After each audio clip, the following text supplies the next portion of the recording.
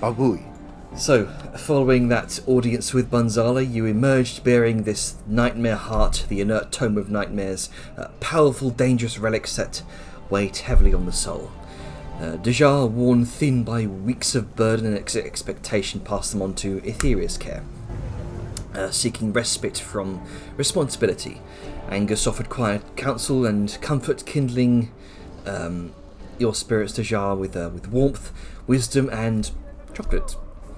Elsewhere, Grunker sought solitude and found only crustaceous violence, waging this personal war against cave-dwelling man-eating crabs before returning with a bloody pride and a sack of meat for Angus to cook. But you all kind of scattered across the necropolis. Each of you pursued your own moments of peace and preparation. Dejar and Etheria warned the scholar Tequani about the nightmare's corruptive influence, secured his aid in studying Valdmir's deepening affliction. Her withering sleep was diagnosed as a spiritual wound, a dream too tightly knotted to unravel alone. Tequani proposed an incense that could allow dream sharing, offering to guide you to the whenever she's alerted with this fractured mind. Vellum, fiercely protective, reluctantly agreed. But in the meantime, Girls' Night continued with reckless joy. Sayun, Dejar, and Talali plunged into the Gilded Bones for tea, dares and mayhem. Mystery potions led to pyrokinesis, a temporary petrification curse, and strange transformations. Sayun becoming a busty illusion of Angus to everyone's horror. Angus himself had to be summoned mid-evening to unstone Talali, but undeterred he pushed onwards to the Throne Bones Casino where dice, illusions and revelations flowed. Reflections betrayed hidden feelings, particularly from Sao Yun towards Dejar. But Dejar risked high-stakes tables. Talali watched closely, and amid it all, Grunker departed quietly, leaving behind a note and his share of gold, answering some sort of primal call to somewhere else that felt like home. But the next morning, the party departed at the Necropolis docks, or rather, the party gathered at the Necropolis docks, seeking transport back to the Steamhammer and where you previously left off before your boat trip. There you found the Drifting Line Guild, a river caravan led by Captain Sanjin and pulled by some sort of enormous finned beast called Tamari. With a deal struck, pious deal in trade, you prepared to load your gear and begin the next leg of your journey. The city of Tectajos looms ahead. But first, one last quiet before the march begins. So, what would you like to do? I'm going to stop the stopwatch at 5 minutes, that's for sure. Recap of the recap. God damn it, Chad. I do need to make a bingo card at some point. Do it. But, Janner catching strays. it's easy to catch them when they're pointed directly at you. That's true. But yeah, Vellum and Angus, I imagine, are back, if not on their way back. I don't think there was anything roleplay pressing that was in mind, at least not for me. Everything else was just prep that we've already bookkeeped in the past week. Outside of the last bit of looking at, vendors, I think all we really have is just pack up roleplay and then we're on our way. Yeah. Oh. You have to deal with the. What was it? What was the name? God damn it! I keep forgetting. The owner from the glyphs of the ancients. Tequani. His fucking name. Tequani. I have to deal with Tequani tagging along with us. I think that will be a conversation between the party from Vellum asking the question, but Vellum has something to say to remember if we was Jar. No, we did not. Okay. Stand correctido.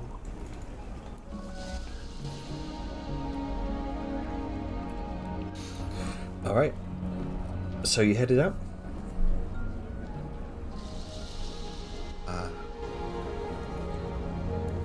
Let's use. Are we going to have that talking scene now? Yeah. Do you want to have that? Do it now or later? We can do it now, exactly. Okay. Before we set off. The floor is yours. Because Vellum just came back, correct? Yeah, Velmanang is your bang. All right. Probably at the tower, packing up. It's usually the meeting place, yeah. All right. So Jar will probably go back to the tower, knocking on the wooden door, the tower. Vellum, you there? There's a little pause and then bum. Oh, where did y'all? What's going on?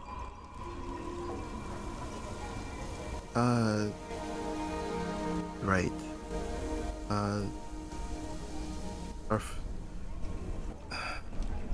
The wizard that was talking about wanted to see your daughter. If Yeah, I'd heard about that eventually. right.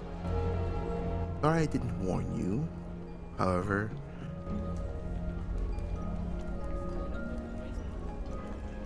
I wasn't expecting him to. Was he spending the night over here, or was he just? Did he offer you information? What's going on? We did give us a bit of information. But he seemed to be pushing to be a constant observer. So, depending on whoever reveals about it, we may have an extra in tow. He's also a very powerful spell user in his own right. To keep an eye on dealing with the planes is always good. Well, he says he can let us know when Vladimir has her dreams, her weird ones. Maybe you can go up with something more. Those who deal with the planes, from what I've heard and at least talked to, are more in tune with things from beyond the realm of the materium. And notice slight shifts that others take advantage of or miss. So Well, he better be usable, but I'm keeping my eye on him all the same. it might be for the best.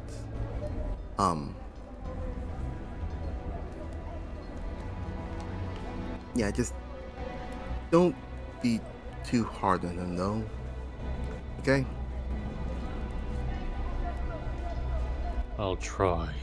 But Tajal, next time you get an idea that has anything to do with my daughter, maybe run it by me first. Okay. On this note, I'll do that, but to correct something. This was not my idea to do it. I was just wanting to get information and then hand it and give it to you. I had no idea he was going to come and tag along with us. What the entire real plan was to give him something and I get something in return and some information. It was a serious idea to perhaps bring up something about your daughter and the nightmare instead of giving him something of the nightmare. Well, either way. And he'll sort of tilt his head a bit and just flick where he's got the whisper earring on. Doesn't take much. Fair enough.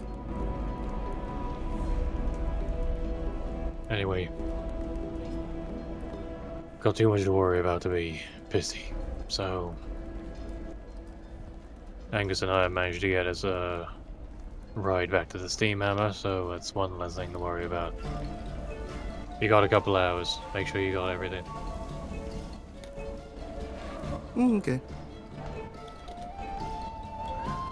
I will see you in a few hours then. Don't get held up. It shouldn't be too much. I'm just packing up my supplies. With that, he'll return to pack it up and getting ready, unless that was the sound of Atlas having I something. trigger something off of that. Yes. Go for it. As she's leaving from the cellar door above, there'd be the call out, she's right, it was my idea. I didn't invite him to come along for the trip just to come look. Normally when you invite a house doctor over, he doesn't decide to spend the weekend. Well, what's done is done. Just gotta keep an eye on him and make sure he doesn't get too interested. Yeah, I leave that to the both of you. I have enough. Well, to if he deal gets with. too interested, I'll cut off his hands. Don't. Yeah, you'll Cut have to beat me to it. off. Deshaun just looks to both Etheria and Vellum. Frighten him. Don't do any violence, please. Oh, I thought you meant... Alright, never mind. Either Well, way. Okay, you know what? If we're not comfortable with this guy coming along, I know he's saying, oh, I could tell when there's a dream, but, I can feel him.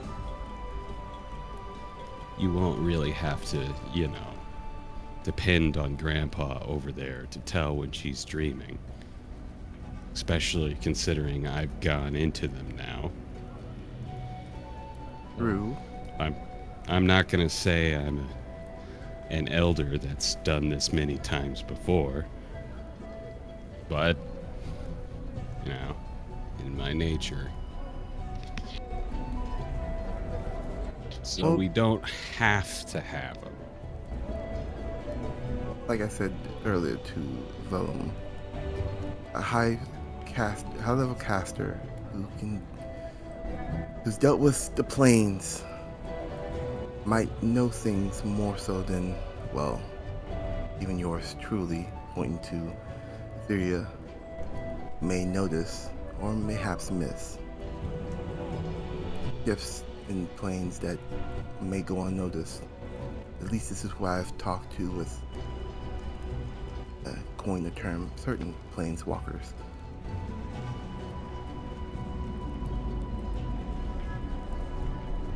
Ones I've at least known to associate myself with. So, take that into consideration.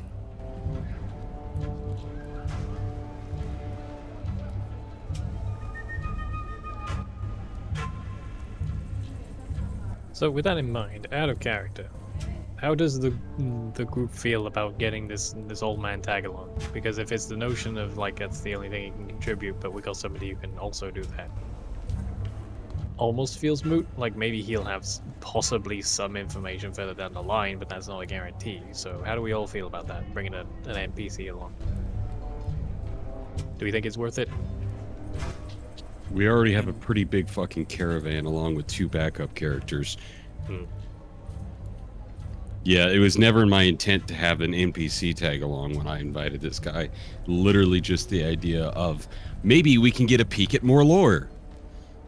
Or Planeswalker Shed or anything like that. Never come travel with us to the capital. I mean, if people think it's cool, I'm down for it, but Like, this isn't like anything I wanted or my heart is set on. So please, if you have any opposition, not only feel free, I'm giving you a scapegoat of Etheria can probably do it too. So this guy's not special in that regard. He has to be able to do something else worthwhile, you know? Yeah, I'm not seeing much cause to bring him, but if, it's the consensus I'm looking for, people. I want to just steamroll with my opinions. My general No, I get you. consensus is I get that he's very interested in it, as like for his own character reasons, of course, but also just we have high casters. He seems like a very experienced caster himself. Janner, hint, hint. We can always, sending him ask questions. Or inversely, he can ping in for an update. Hear how things are going. Have him leave some little scrap of cloth or something that he's familiar with on her, and I have to be able to see her. Well, then you can scry, buddy. Yes. It's your choice as a group if you want Kwani to tag along. I would like for him to show up on occasion. I'm also just saying he seems like a person who has options akin to Deshar of staying in Magical contact. contacting. Yeah. Rather than that, I think that's a good point. I don't want to. Sorry, I had to sneeze. Thank you. I don't want to obfuscate the main point with too much details. At the core of it, show of hands, who would actively want this guy to come along? Who has plans or think it would be fun or like to get involved? Who wants him to be here? For the sake of not having a 10 people party, let him stay back. So I guess my question is, I don't care either way. This was Okay. something that happened. I feel like this should kind of be an in-character discussion, but with Oh yeah. this, Well, as before, players and if characters the might have only different opinions. I understand. If the only reason that you don't want him to come along is, oh man, it's another NPC that Jander's gonna have to deal with, he doesn't have to be in combat. He provides multiple means of potential future RP. He does some things. You said so yourself. Etheria doesn't. She might be able to do what he does. It's completely unknown. Had to get the guy involved in the first place, so she might most likely cannot do what he's doing. If you're asking this guy to continually cast Scry on this girl, on Badmia, to keep watch versus just him being there and being able to visually see, that's asking a lot for a caster. Just be like, oh yeah, just check in Always do this. however many yes. times a day, to follow this. Mhm. I don't mind. It's not someone we'll have to play. If That's I true. cared about extra characters coming along, Zerth wouldn't be coming along. Just so I wouldn't have to role play multiple people. But he'd be coming along. That's just what he would do as a character because he's going with his friends. So if purely the only reason we don't want him to come along is he's just going to take up room, for me at least, just as a player, that's not enough to cut him loose. The only apprehensions in character is Velm's trustingness of him, and just the notion of having another person to watch out for. That makes sense. That's just speaking of paranoia. but I you don't get what I think mean. the verified, elderly, important, semi-clerical kind of caster in the main temple of the god is somebody we'd have to worry about, because if he had any problems, he probably would have been fucking smoked. I think the most we have to worry about them is that he's an old, magically inclined, eccentric man, similar to Hurlburt in that regard, where he gets very passionate about something and maybe misses certain social cues. But he's trying. I don't think he's a threat or going to be a threat. Otherwise, I don't think he ever would have been here. Hmm. I mean, we literally avoided a threat with his eccentric trying to go into the nightmare realm, trying to get something of a nightmare. So that he's a wizard. He's eccentric. Dangerous. My abandoned only danger. Oh, sorry. That's all I was gonna say. Just I have really no strong feelings one way or another. As Avon pointed out, there is the option for cool role plays that can come up.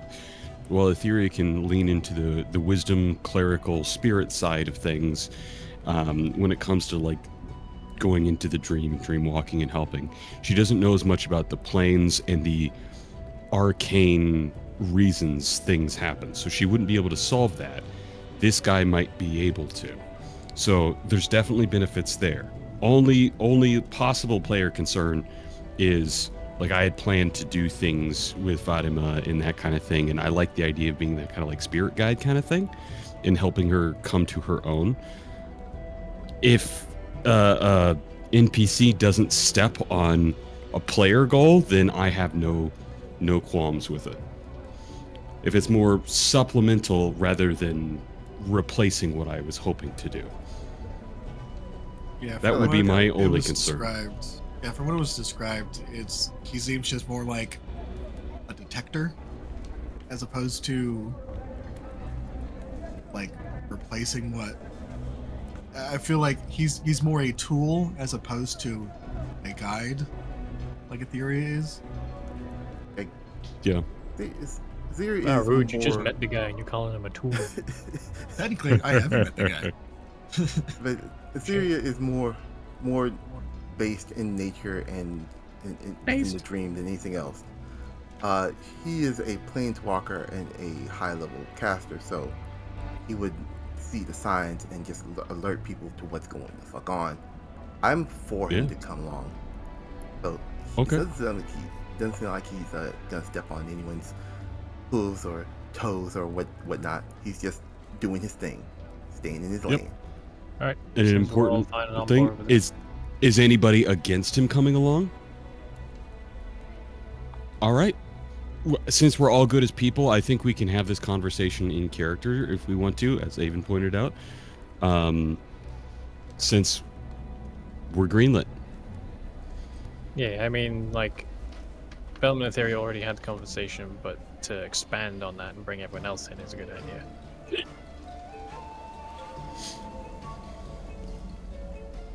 All right. Let's do it. So, back into the game we go. You can see Tequani sort of making his way around the tower itself, looking up and down. He seems very curious for its construction. And he seems to get this. You do get the sense that he senses there is something strangely magical about this tower. Particularly because he's been in this city for a few years and he's never seen this before. But you can see him gathering up his things, preparing a small satchel by his side that he's placing a few more things into, sort of Mary Poppins style. That large scroll that you saw, Deja, hanging up on the back of his shop, the plane shift scroll. He kind of takes it out for a moment, kind of studies it for a brief moment, rolls it back up and just slides it back into his small side satchel.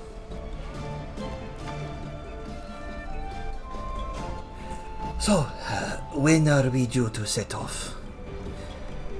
What means of travel have you secured? Do not talk to me. Talk to We're leaving in a matter of hours. A couple hours at most. Very well.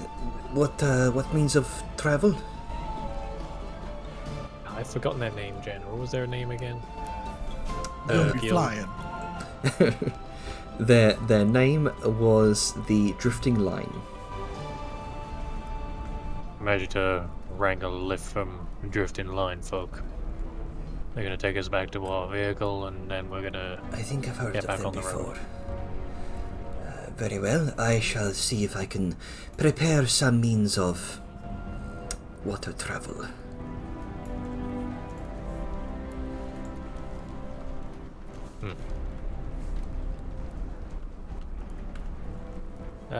When would everyone else be back if they're not here already?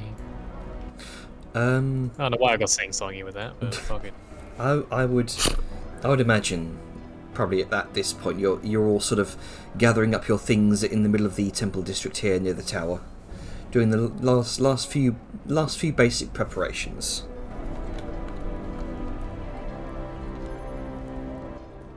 At some point, Vellum will garner everyone's attention. Well, everyone except the dude. Everyone except the man whose name I've already forgotten, even though we were just talking about. Wani. Yeah, my brain is fucking dog shit today. It's just So get the party together. Right, everyone. Wanting to run something by you before it gets too far out of hand. During Etheria and Deja's wandering, I've managed to find someone who might know a bit more about Vladmir's condition, or at least be able to observe and recognize changes in it. Or whatever the fuck he said. observe. So the and issue alert. is, the thing is, it would involve him coming along with us. I'm not too trusting of people at the moment, so I want to get everyone's thoughts on if it's a good idea and if everyone's okay with it. You see him kind of in the background there, just sort of sat next to the tower. He kind of he rummages around in this small satchel, pulls out a small ring, examines it for a moment, and kind of slips it on his finger.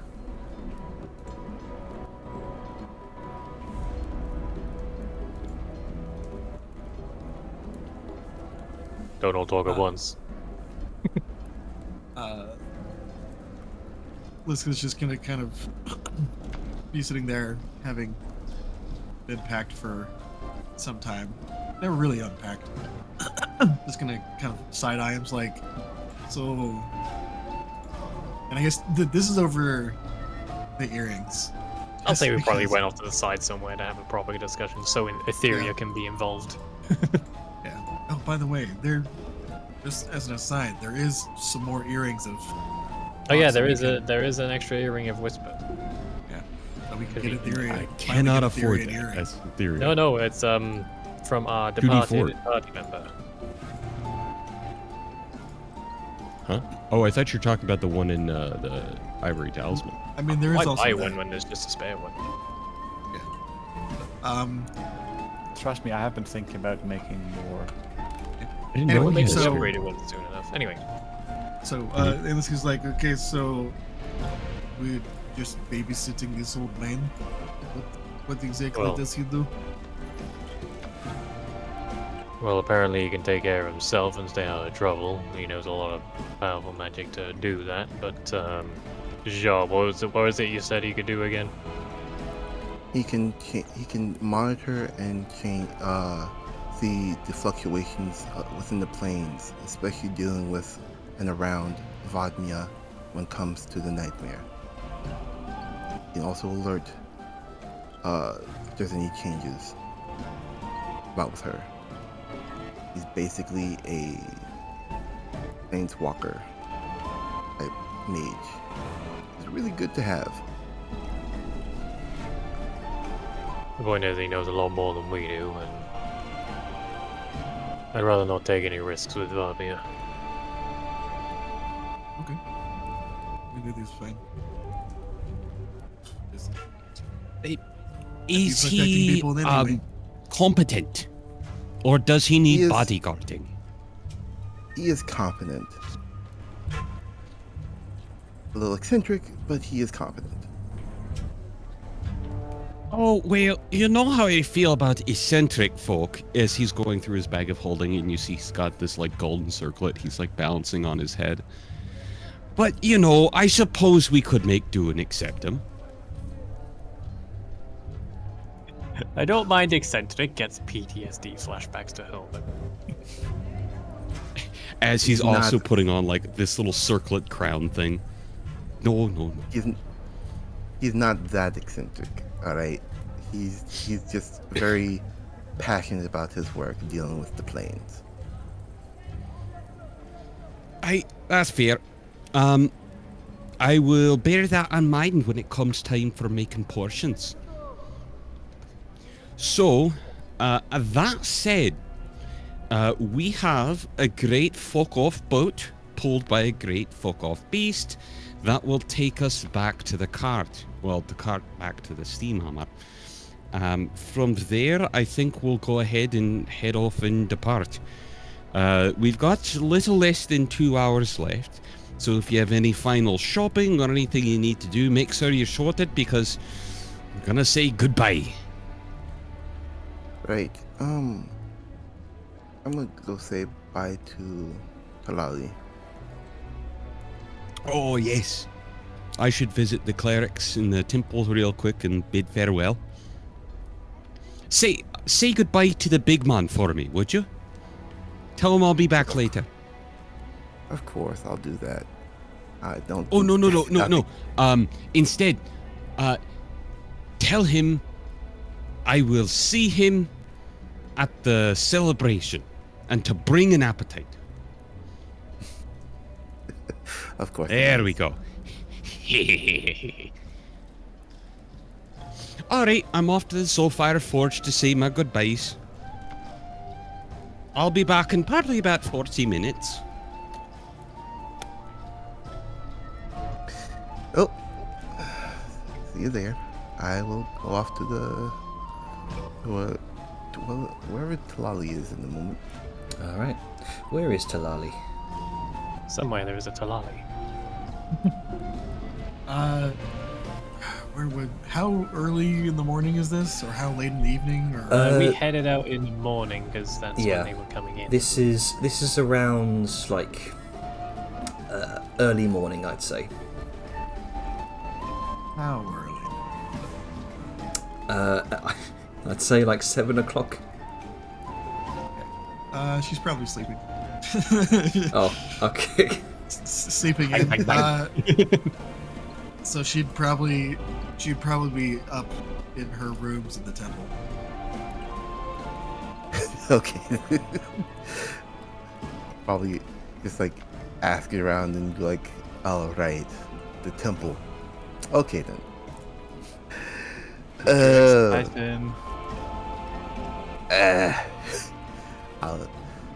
Yeah, I need to work on all of my ass. Great. I'm gonna go up the temple. Okay. You slither your way up the temple steps, make your way into the main temple chambers, asking around for a bit. You are directed towards the sleeping quarters. It's very, very Spartan, very, very barren. The priests here live very ascetic lifestyles. It's kind of similar to the shaman mantle, you know, minimalist. But eventually you are directed towards Talali's quarters. There's a hefty knock on the door. Lali. Go away. Yeah, okay. That's what I'm about to do. We are leaving.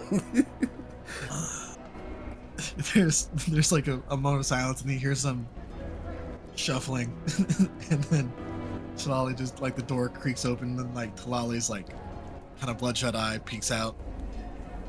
Yeah, leaving. Yes, we have a strike and company is leaving. Okay. You need anything from me? No. I just wanted to say goodbye and thanks for last night. You seem a little bit rough from last night. Yes, we're not used to going to sleep so late. Or I guess early, depending on the hour. Fair enough. So, Dejar, how you Yes. feeling? And she kind of like opens the door a bit and just kind of motions for Dejar to come inside. And she comes inside. I still feel like I'm missing something, to be honest, but I'm better than I once was.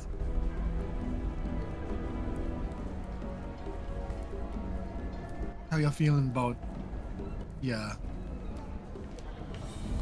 well, you wouldn't say brush with death. How you feeling about experiencing Banzala's embrace? Honestly, I feel a little bit more at peace. Strange to say. I used to Well, be just kind of worried. gives a nod. Used to be worried about dying and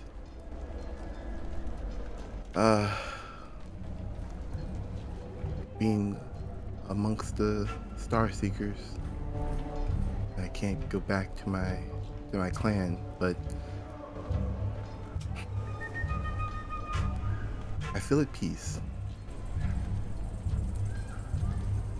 Yeah, seen something that you can afford to see and come back to talk about. Yeah.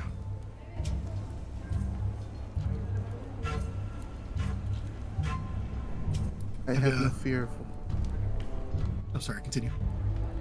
I have no fear of if it was my time to go, it was my time to go. I guess it's just a matter of perspective, I guess. Oh, it nods.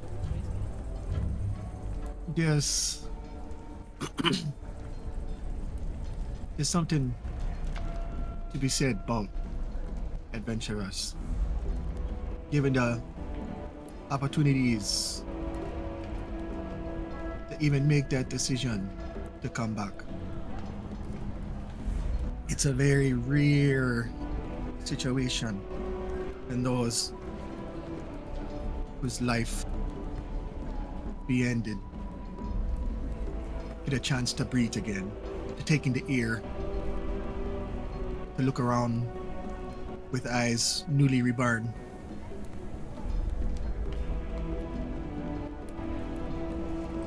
Think about what you have. Remember, as with all things, there be a natural order. And there ain't nothing wrong. Absolutely nothing. About denying that call back from your friends. One day, it might happen again. And you might feel your time here be done. You might feel that the draw of that warm peace on the other side be more important to you than what you have left to do here. She reaches forward and, like, takes Dejar's hand.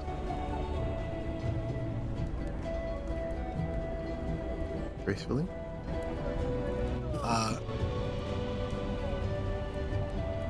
There was some mirror that brought you back. Remember.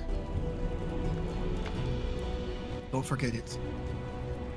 It was important enough for you to cross that plane, cross that barrier, that wall, shadow, to get back here. Don't stray. You got me? I hear you loud and clear.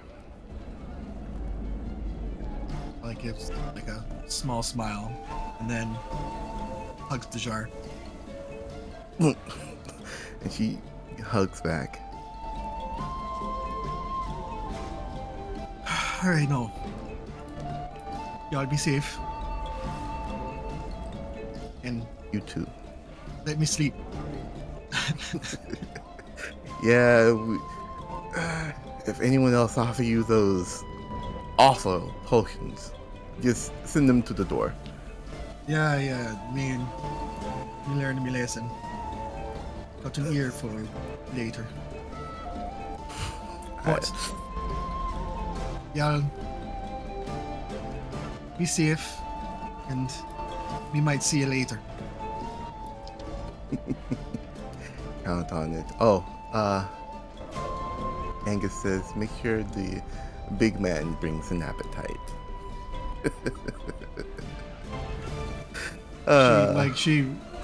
There's like a moment where she kind of like frowns for a second, and then her eyes shift to the side like she's listening to something, and then she's just like gives a nod, like, and waves to Jarvis like, yeah, he know, he be going.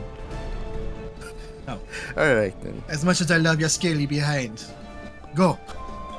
Yep. You want to yep, get back I to got sleep. it. Have a good one, girl. Go back to sleep. And she just.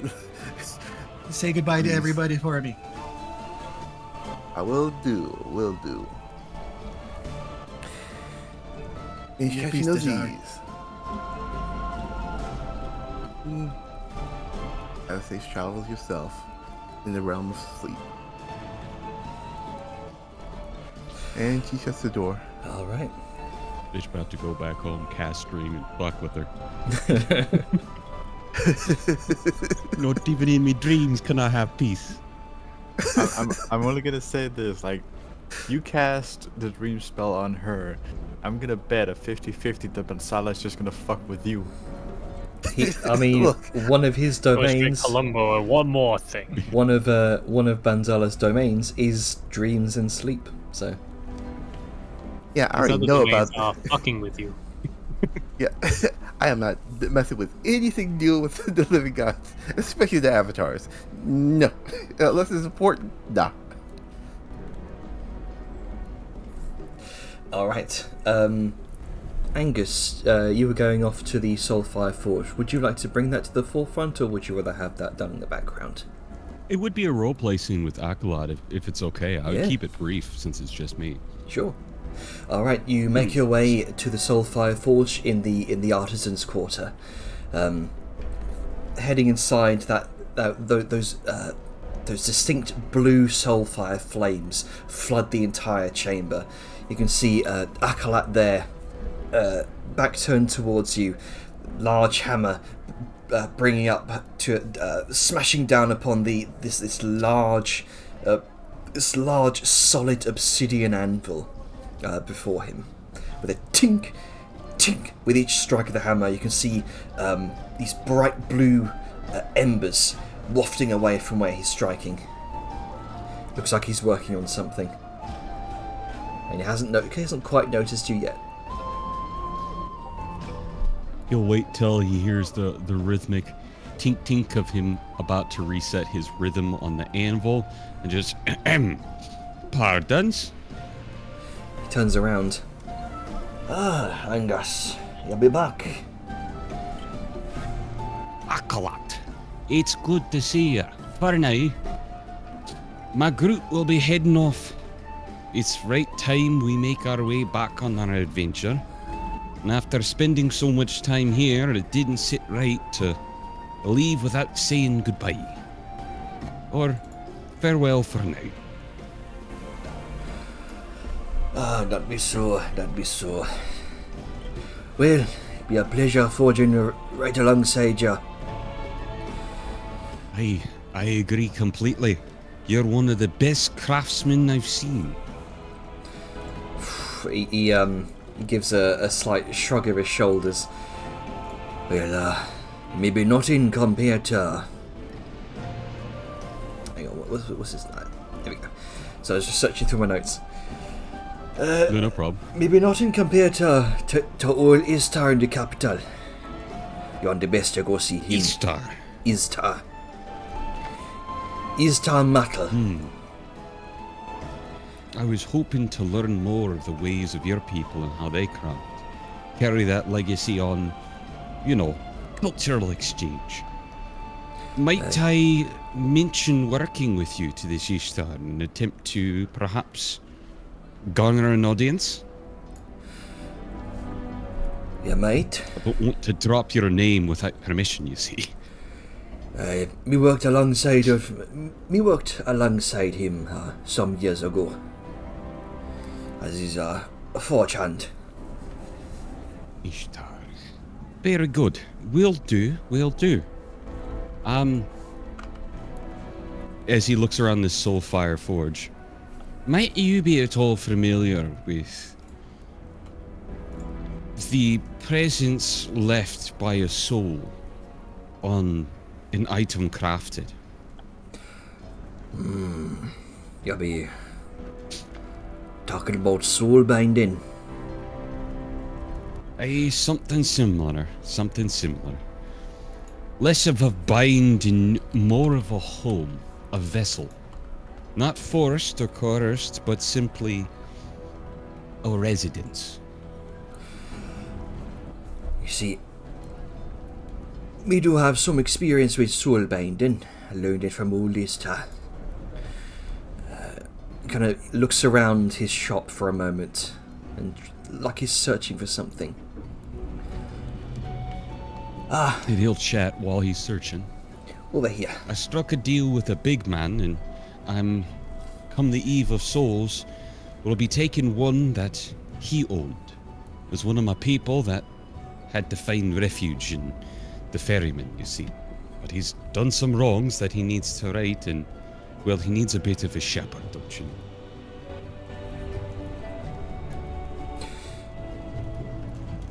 He looks at you very confused.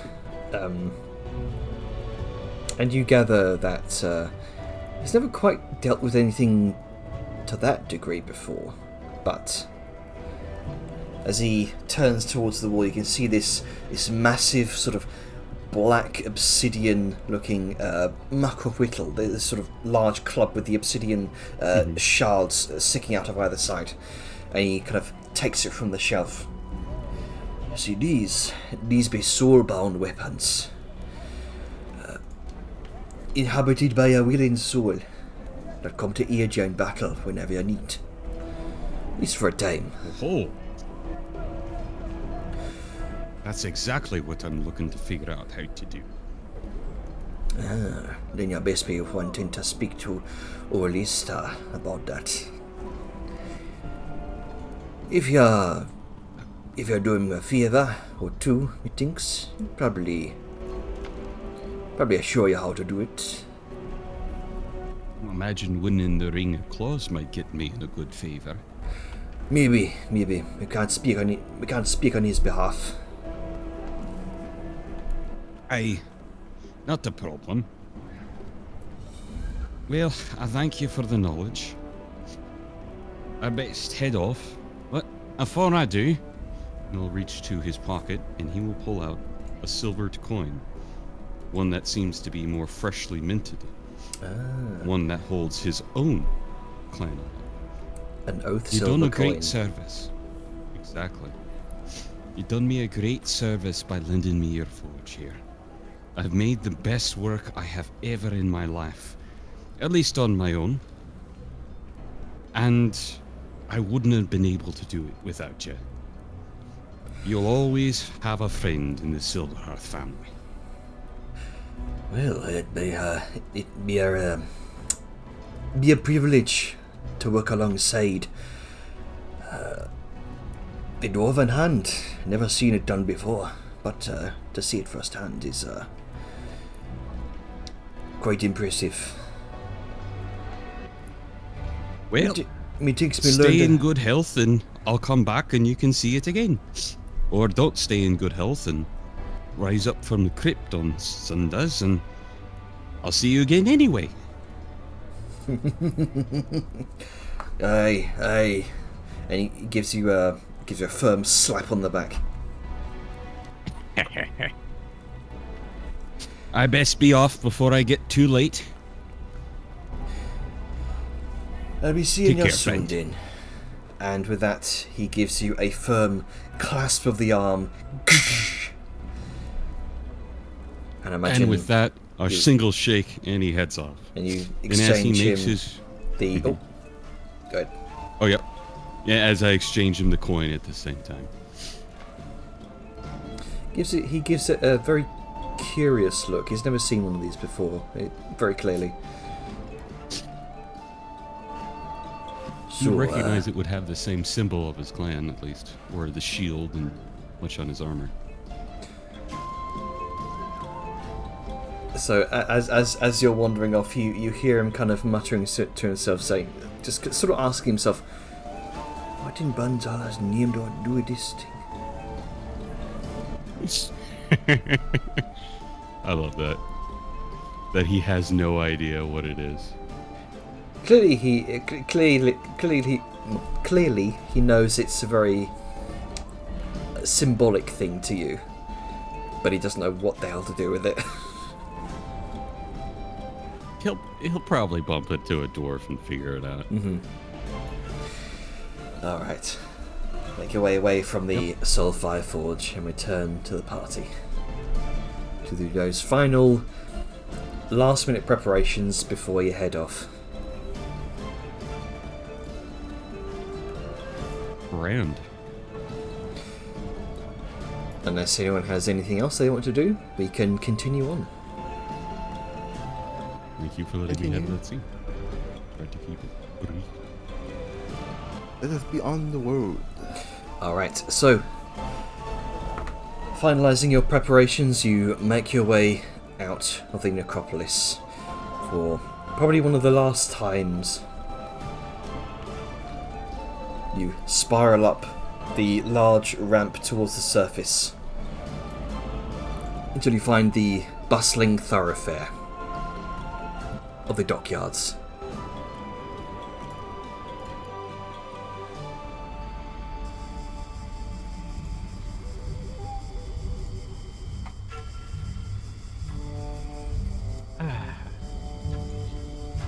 It's rather visible, at least on Sau's face, that she's quite happy to get out of this place.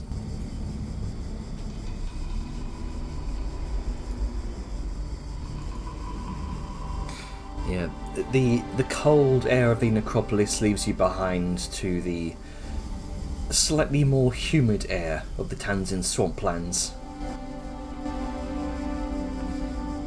And getting further away from the stench of death, or the cold of death, is a much needed reprieve. But making your way through the thoroughfare here, you, Vellum, and you, Angus, you guide your party back towards where you last saw the Drifting Line Guild.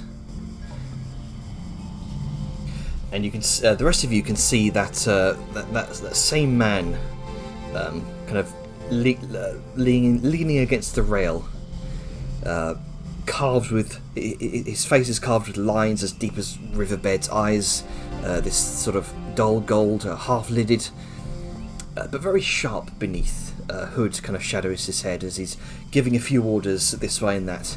You see woven reeds and cloth strips draped to keep off insects, or perhaps to hide more than just his age. And you can see this long reed pipe in his teeth as he kind of chews it. He notices your approach. So these be the rest of your party? Indeed. Heavy ones by the look of it. We've done everything we Some can of to them. lighten the load. Let's get just standing there. Yep. The pipe kind of twitches slightly as he looks over towards you, Saoyun. His keen eyes examining your, specifically the way you move, the way you walk. That is a sailor's gait. Riverborn or sea tested? He asks you. She just sort of smirks with relief in a way. I was wondering if somebody would cut on. Sea test it. I bet you slay. I bet you slay when you sway when you sleep. She just sort of raises her hand and pinches thumb and index slightly together, a little bit. Well, I'm not blind. I'm not ungrateful either. We both owe our share to the water. I am Sanjin. He kind of looks over to all of you. This barge is mine, so is the contract. We are the Guild of the Drifting Line. You are headed up north, so I hear. That'll be right. With a nod of his chin, he gestures to the others behind him across the barge. First is a woman emerging from a shadowed nook around the side of a crate, kind of fastened to the deck. Barefoot, pale, a thin frame kind of wrapped in layers of silk-dyed swamp hues. Small glass charms and bone fetishes kind of sway from her shawl, ringing softly like wind chimes. Her eyes are this milky white, her expression very unreadable beneath the mask. She doesn't speak, even as her gaze sort of brushes past you, though. One over each of you and then over to the waters.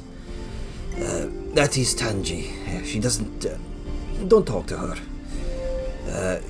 She won't speak to you. She speaks to the water instead. Raises the river, calms the beast, keeps the barge from sinking when the jungle tries to swallow it.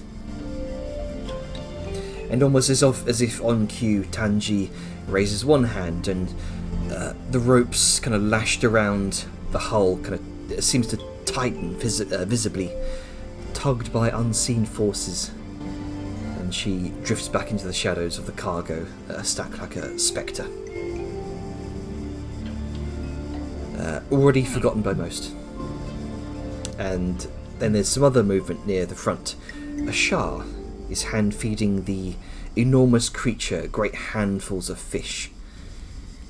Tall, sinewy, grey fur striped with darker whorls of black and brown. A curved short bow rests on his lap. His feline eyes very sort of amber and sharp, as if they don't miss a thing. And he flicks his tail once. He gives a curt nod over his shoulder. That is Kaja. He's a hunter. Good eyes, better teeth. He'll pin a croc's eyelid shut from 50 paces before it ever gets near Tamari. And he gives a sharp whistle, jerks his thumb towards the water, towards the enormous beast. That is Tamari. Don't call her pretty unless you're a fish. She's older than... His eyes scan some of you. She's older than some of you, I would imagine, and 3 times meaner.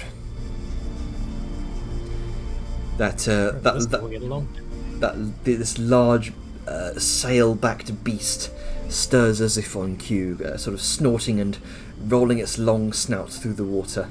Its hook-shaped jaws clack once, teeth flashing white beneath the algae and blood.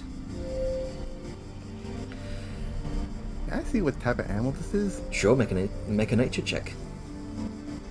Alright.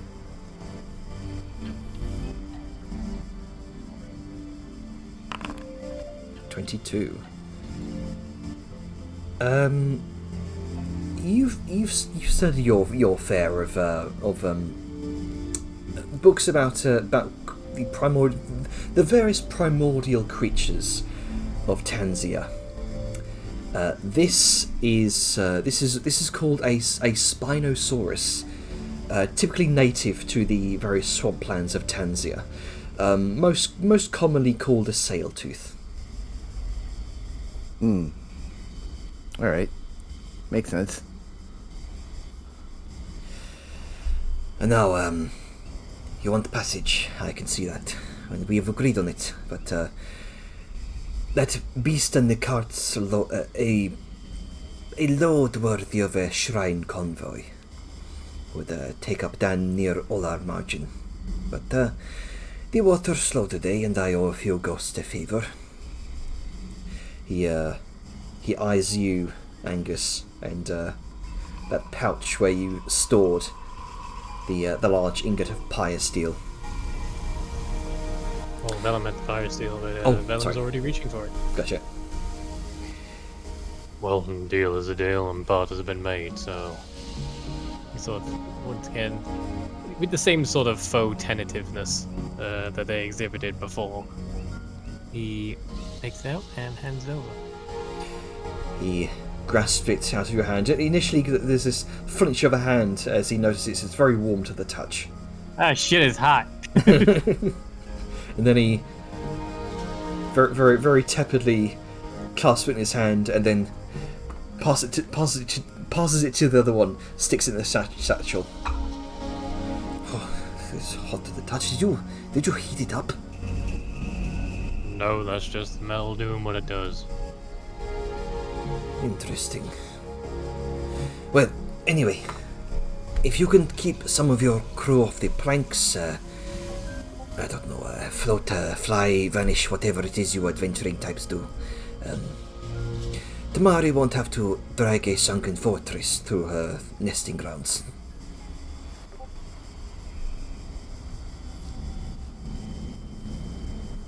I feel like you are talking about me.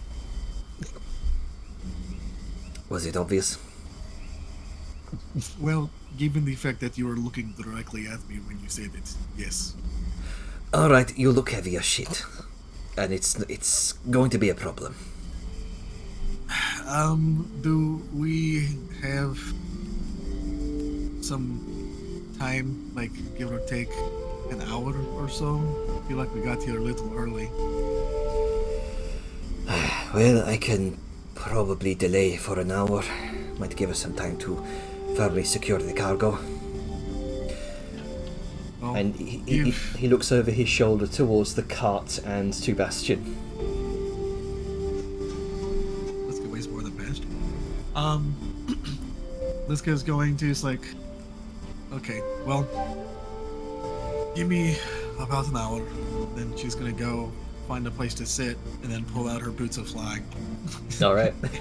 attune to those real quick. Okay. Well, I suppose that takes care of one issue.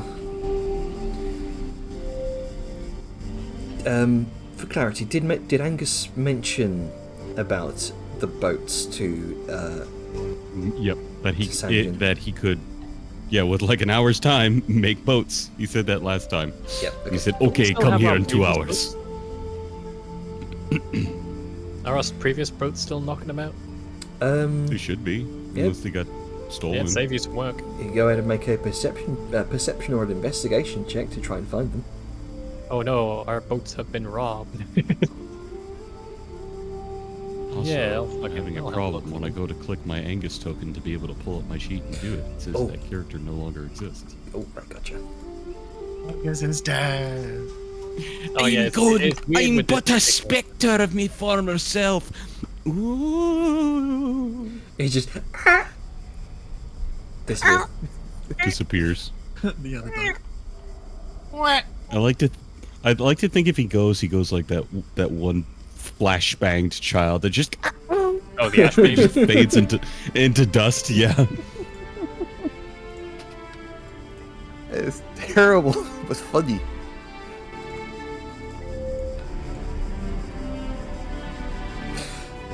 Okay, Sanjay kind of turns towards you, Angus.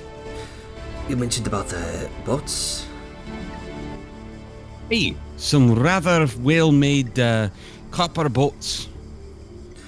Well, that I would should have brought them in here. That certainly lightens the load if you couldn't find them. All right. He whistles. So, come find the boats with me. I have no idea where I parked them. Just fucking calling her. Use like a your dog. special eyes. Sal, here, girl. I had to get it. Come here. Hey, whatever works. Basically, not try to snicker so hard. So I just walks Listen, over sometimes and- she spaces out while she's thinking. You gotta bring her back to attention. Sal walks over to Angus and just gives him a slight pat on, the side of the head, and just, I know I'm taller than you, but you can also just ask. Well, you didn't have to bring height into this, you know. She just gives him that kind of look downward, as in like, oh you. Anyway, we'll go find the boats and see if it's a good enough size. Maybe throw some pillows in there for it. As she looks over to Liska. Okay. Sal already is just pointing in a direction, just being like, they're over there. And Oh. indeed, through the thoroughfare, And off he waddles. your keen eyes do indeed see tied up to a nearby post on the side of the dock are your boats. I think there was 3 of them. Yeah, there was 2 Wow. wooden and one metal one. I Yeah, think. yeah. There was a larger boat specifically for Liska, and there was also here we go, rowboat. Smaller I want to rowboat. say it was the metal one that Angus made. Yep. Yeah. Because it was stronger for Liska's. She's a huge bitch. The copper. I think it was made out of copper, wasn't it? Yeah. So I'm pretty sure it was copper because he had a shit ton of copper ingots from the fire giant forge. yeah. By this point, it's oxidized into green. Yeah, but that's perfect because copper doesn't really rust. Yeah. It's against water. It's very, very good to use. Yep. I It's don't think also we have to why worry a about lot barnacles of there. like bronze statues end up oxidizing. Is because of the copper Yeah. component. So besides a bit of that's discoloring in the copper itself, yeah, it's still water worthy. Hang on, where's my Mend copper pot? There's only anything I this need to. green one. This ugly green Oh, it's an elfin boat. It's turned into adamantine. The fuck's an elf. Wouldn't you like to know? The dark dwarven lord. Perfect. Then we'll pull the boats back over and. All right, Sanjin, how are these? That will do nicely. That will certainly take off a lot of the weight from Tamari. Now we have to get this in, and he points towards the wagon. Dijar, do you happen to have that shrinking spell? Does it work on objects or only people? Well, okay. I do have the shrinking spell. You mean enlarge reduce? Aye, that's have the that. one. I do have that, and I do have a potion of large and reduce. Which one do you want? I don't think the cart can drink the potion. Can you cast the spell on the cart, or does it have to be a person? No, Let me. you can cast it on a object, but if I may, it only lasts like a minute. Aye, but if we have a spot clear for it, that's well enough. If we shrink it down, we could just push it in a lot easier without Bastion having to tow. It makes it a little easier to load.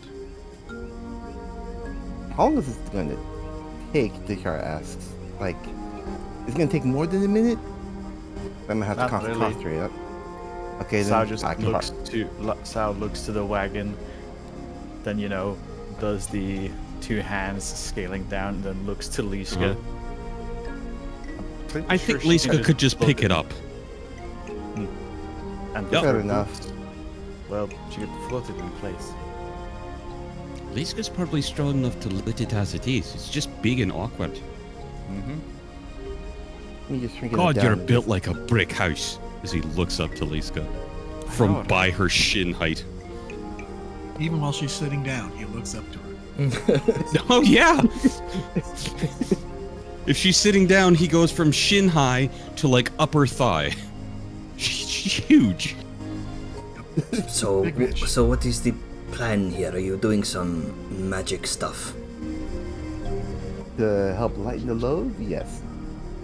Hey, we'll shrink the cart down to start so it's easier to load and we don't have to have the livestock Shrink it pull up. it in. You know what? I'm not It'll even get going. back- I'm not even going to ask questions. Sure. Okay. Wait, so just as an aside, you're shrinking it down to load, then wouldn't it just immediately expand and cause issues when it gets big again? Oh no, it's not that. We're still clearing enough space for it at its full size. It's just to load it in. Otherwise, Bastion would have to like pull the cart, or we all have to push it. Oh, I get it. Yeah, Just to make it wait. quick and easy to load. We're just doing magical Tetris at this point. Yes. All right, Kaja, help me clear some space. And with that, Tanji, Kaja, and Sanjin all begin reorienting some of the load here, trying to make as much space as they can within the center of the massive barge, trying to retain some sort of center of gravity here to prevent it from tipping over, essentially, should it swell back to full size immediately. Is anyone helping to make this go quicker? Yeah, so I will help. Yeah, why not? All right. Angus will. So- Etheria doesn't care. So with that, fair enough. So within a span of like 30 odd minutes, you manage to clear a space large enough for the cart to sit very comfortably once it reaches full size. Yep. All right. And then shrinking down the cart. Yep. Now, I'm quick. going to taste. Now, question: is there a size restriction to No. the juice? Okay. hold on a second. Not directly. That's the fun part of the spell. Okay, so looking at the spell here, decreases the target size by 1 category. So this wagon itself kind of hovers between the like large and huge category. I'll say It's more of a large than a huge. A huge is fucking stonkers. hang on, let me grab the card. Huge is 3x3. Yeah. Unfortunately, I guess I feel the huge feels a lot bigger than it actually is. oh, that is too That's big. pretty huge. Yeah, that is too That's big. way too big. Yeah, way too big. Hang on, let me shrink it down here. So it's like 3x2 effectively. Yeah. I'll say, for the sake of this, we'll say it's a huge object shrinking down to a large object. Just under a huge to just under a large. Mm-hmm. And I think that should be large enough for Liska to pick it up with a bit of help. With a bit of help. I'm sorry. Have you seen the bitch? I mean, it's I'm still pretty sure- a mostly metal wagon. Yeah. I think given... I'm trying to remember what Liska's Badonker's character. Oh yeah. Like at least... I think it's like a... 1.5. Something like that. A ton and a half. Okay. Well, I mean, at a large size cart would that'll fall with. But I'd say that would fall under a ton and a half. So yeah, Liska will be able to pick it up, no issue. Just kind of you kind of pick it up over your head, hunched, trying to the dock just sort of groans beneath the weight of your steps I'll say this.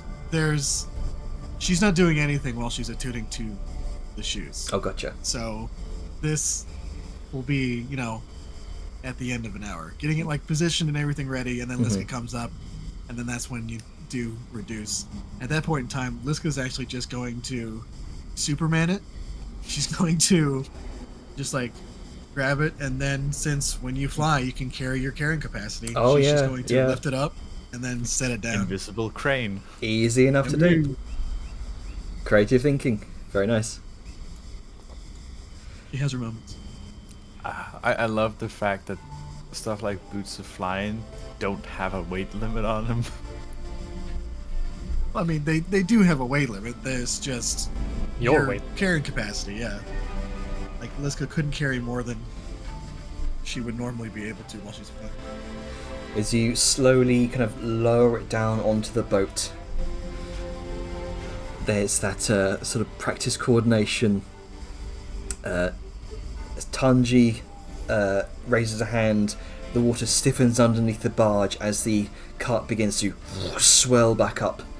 The water briefly firms its hold against the underside of the barge as it groans underneath the wagon's swelling weight.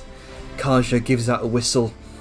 Tamari stills in the shallows, her huge head kind of turning lazily to ensure the barge's shift doesn't drag against the harness too soon. Sanjin sort of taps his chin for a moment. Impressive. Well, she'll float, barely. As long as you don't dance a jig on the deck. Tamari won't notice the extra girth. Good work.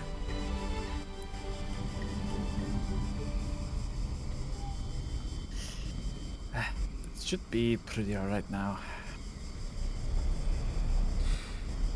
Alright. Alright. Final preparations are made.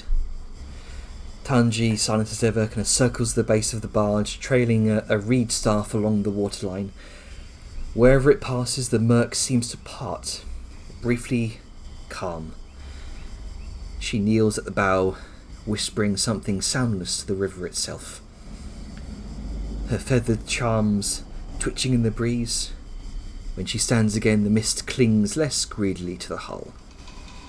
Sanjin walks the length of the deck, hands behind his back, brow furrowed in scrutiny. He tugs once on a tie as final preparations are made to sort of tie the wheels of the wagon to the barge itself.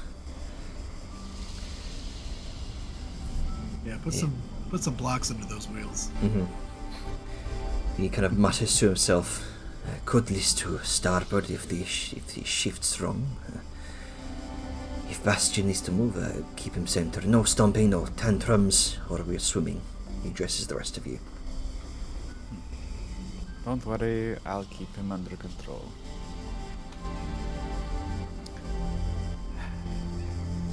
Oh, He'll hang on. just be a little grumpy. Let me also grab these tokens here.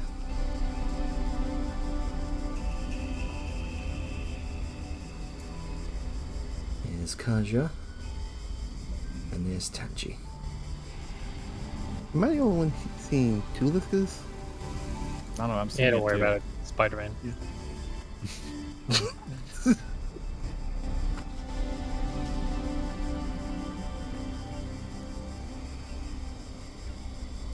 Alright.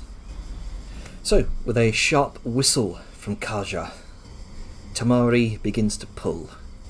The thick, low ropes stretch, go taut, and the barge lurches forward. Are you all kind of paddling alongside? Following suit? What's Essentially, the yeah. what's the sailing order here? Well, I- so I was on I the mean- barge making sure Bastion isn't about to do a kickflip. Yeah, I imagine we're flanking the barge. Mm-hmm. So, whatever Let's see. bigger one is on one side and two smaller ones on the other. Or is that big one the barge? I'm trying to gauge which is our ships and which are. Oh, So we have three boats. hang on. Tell you what. I'll go ahead and just bring up just like a map for reference.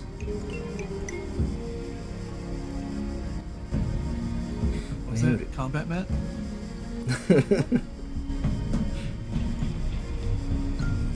Here we go. How about you say it?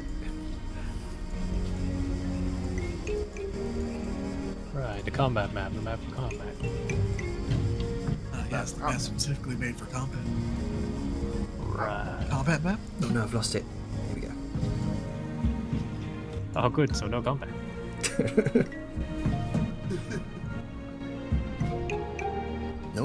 token on the scene. Oh. So you're given visibility. Oh, hang on. All I see is inside the wagon. All I see is darkness. Let me actually find your tokens here. Would be helpful. Maybe Jander can't see. Not that bad.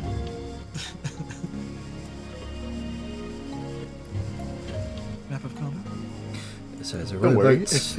There we go. Oh god, I'm in the water. There's a rowboat. There's your large rowboat, and then That's a big barge. where's the metal rowboat? There it is.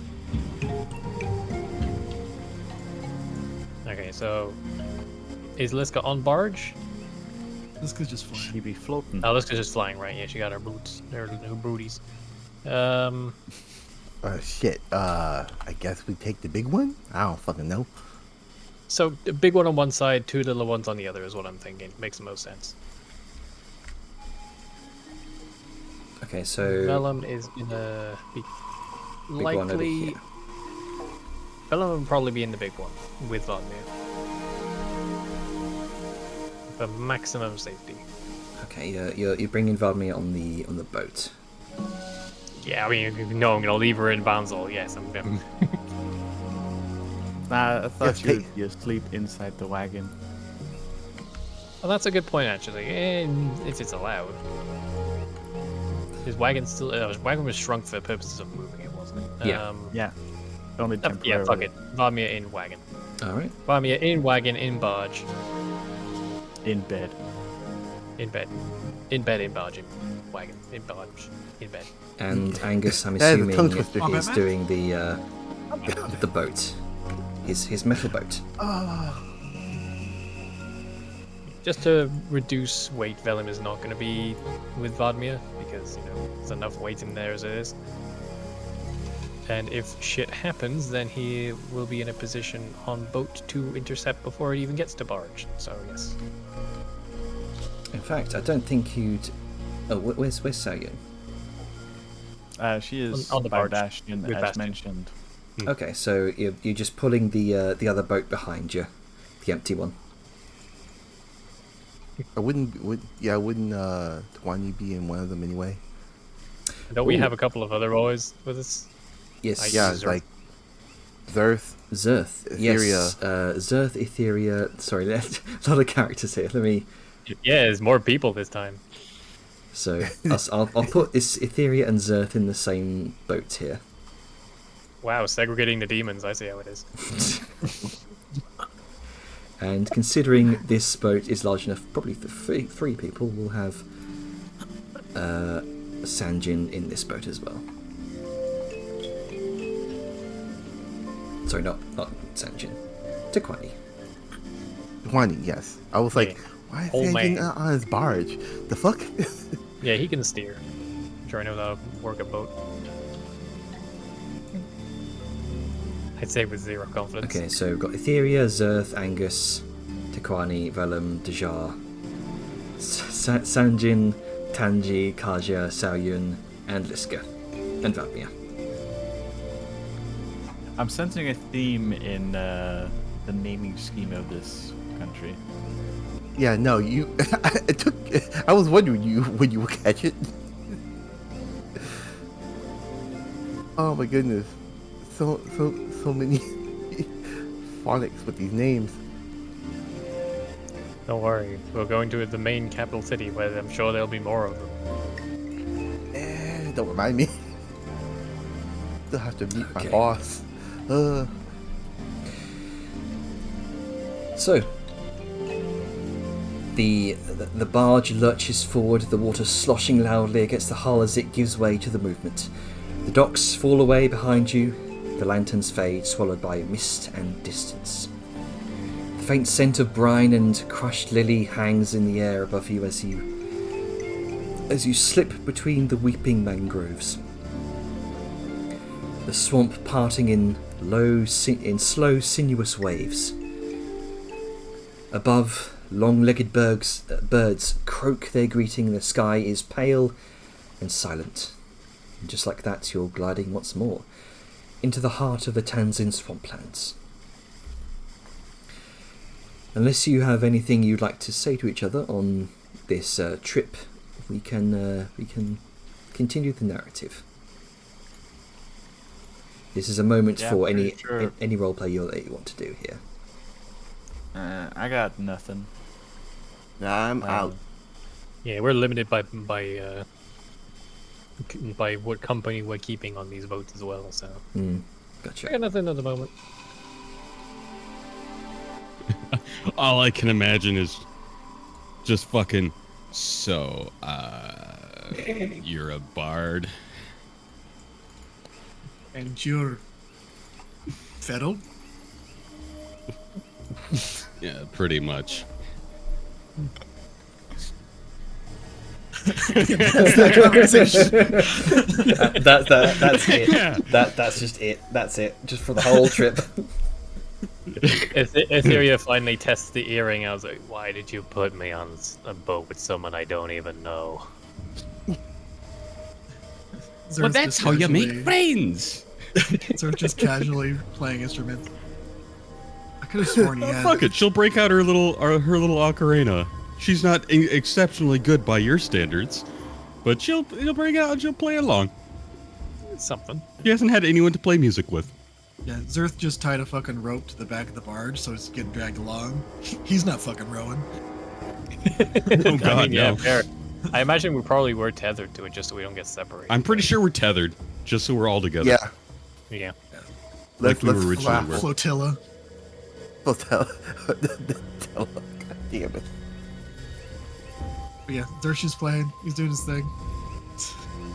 Doing what Zerth do. I guess the demons Would are that- just kind of hanging out, having a musical experience. Angus can join Liska in. is apparently being serenaded while she has her own barge to herself, complete with pillows and snacks, courtesy of Angus. I was gonna say, Liska can very easily. Like, I was thinking, since she's flying, she can just also tie a rope and just, float along behind it. Get Become dragged a along kite. behind it. Pretty much. Okay. She's just hovering and being drunk. The world's heaviest kite. Okay, I'm having an image in my head. Liska laying down midair, a little fucking string around her hoof, and she's just floating along. Yep. He's just The taking Titan. taking a short rest. Short rest. Floating down the bayou. Damn. This is why people have a skewed image of adventurers. Just saying. Bunch of fucking weirdos. Look, we get shit done. Doesn't mean we have to be proper about it. Hey, they said they couldn't support her weight, so she's just fucking sitting there. To be fucking creative with it. Just a quick little quick release knot, so she can just if combat mat happens, she can just untie Combat and be ready. Combat map? My map. So God, you people are feral. the hours slide not in the area. past. The hours slide past like the water beneath you, slow, steady, and thick with silence. The swamp drifts its mood with the turning sun, from dusky blue in the morning haze to a brassy gold beneath the high light of day. Pale egrets stalk the shallows. Insects hum in steady waves, and hanging moss sways gently overhead. Now and then the barge bumps against a submerged root, sending this gentle lurch through the planks. But Tamari pulls on. Her face is unhurried, her sail fin cutting a quiet path through the muck and shade. There is no dedicated sailing route here, just the water and the creatures that call it home. Occasionally the barge will stop as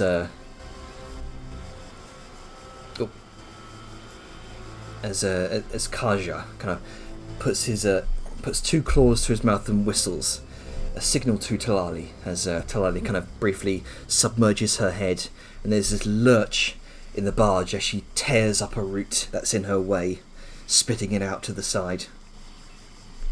And the barge is able to slowly grind its way through. The massive mangrove trees are getting a lot closer to each other. The barge was probably not designed for this, but with a fairly weighty sum of the Pyre steel ingot has probably persuaded Sanjin otherwise to test that challenge.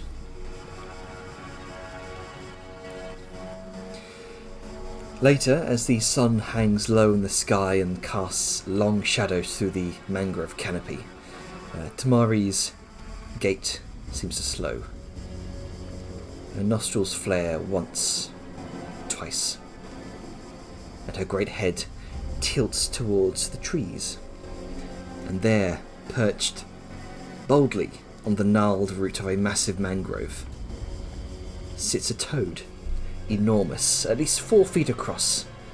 Its throat, about 10 feet across.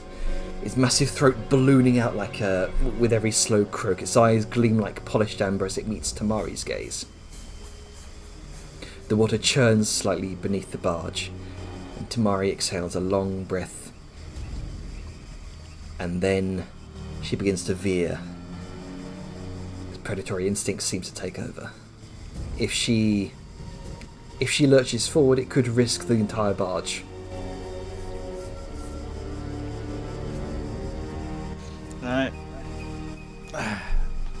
Before, as Sao will probably likely see this as she is right there in front with everybody.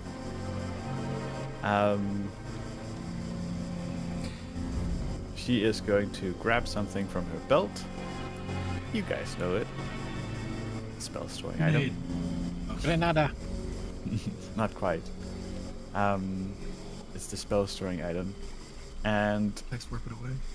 as she gets ready, she vortex warps it from, or tries to, from where it is to over here, To where it isn't. out of sight. What? I was just saying, from where it is to where it isn't. Yeah. To 'Cause it- The behind missile the knows where it tree. is, where it is. Exactly. To behind the tree over here. Okay. Go ahead and cast that Uh, spell. so- the barge. Let me just target and get my sheet open.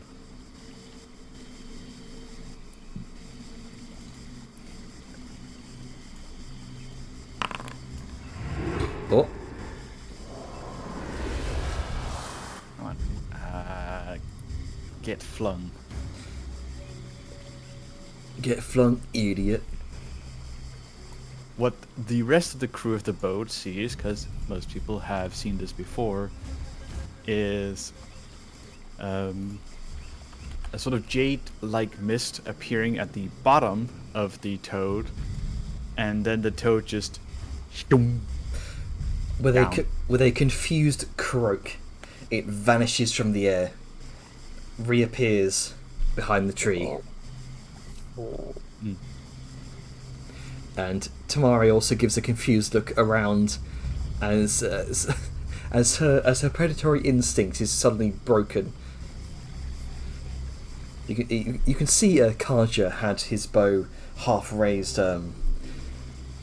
as he saw this, and was about to let out some sort of sharp musical 3-note whistle. But after seeing this, he looks behind him, towards back towards over his shoulder towards you, Sayun. Gives you a confused look. and he just sees that Sao is holding a cylinder-shaped object with a bunch of rings with, markings on them, and she's just slowly dialing it back into place. And she looks up and goes, "What?" Well, quick thinking. He kind of shrugs, lets out another series of 3 whistles. I've done this spell so many times, it's practically habit. The barge seems to steady. Tamari Great for moving grunts. people around, or just, flinging idiots away.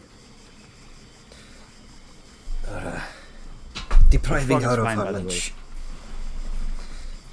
I was more so worried about the boat.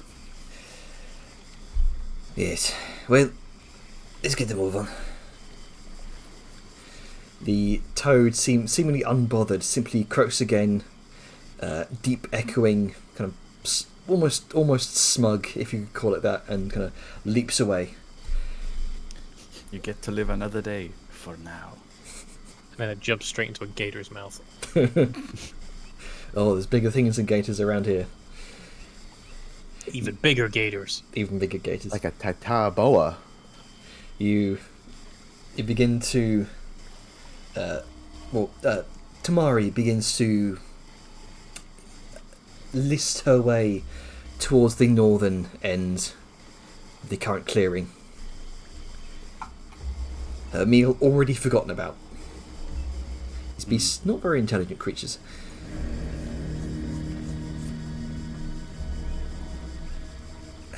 And Kaja sort of mutters under his breath, "Good thing you did that. Damn fool beast will tip us up for a snack." Mm-hmm. Sanjin replies, "Wouldn't be the first time." And with that, you continue on.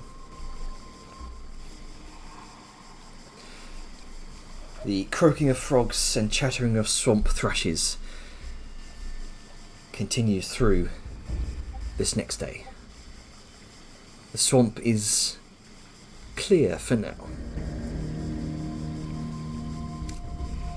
Is there anything more you'd like to accomplish during your first day, during your first camp here?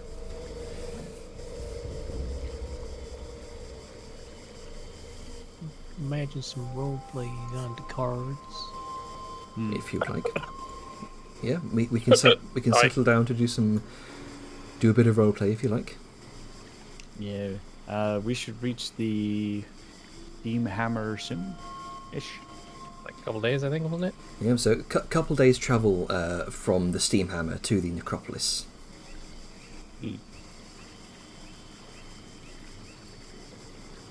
I'll go ahead and here's the map. Ah, yes, combat map. Cover map. How about I don't know why that's become a meme now, but it's kind of growing on me. Am I the only one seeing an entirely dark map? Oh no, No, who or great. what am I mounted on? You guys have made a Don't worry about it. Don't. I'm mounted on something or someone, but I can't see anything, so I don't know. Give me a Why you second. can't? I just got the mounted buff in the corner. I'm like, okay. This is fine. Totally fine. You too? First time. Oh no.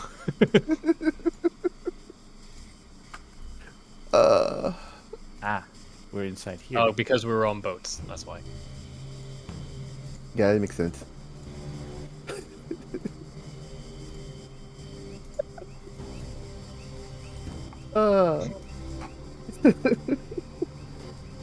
Immortalized, yes.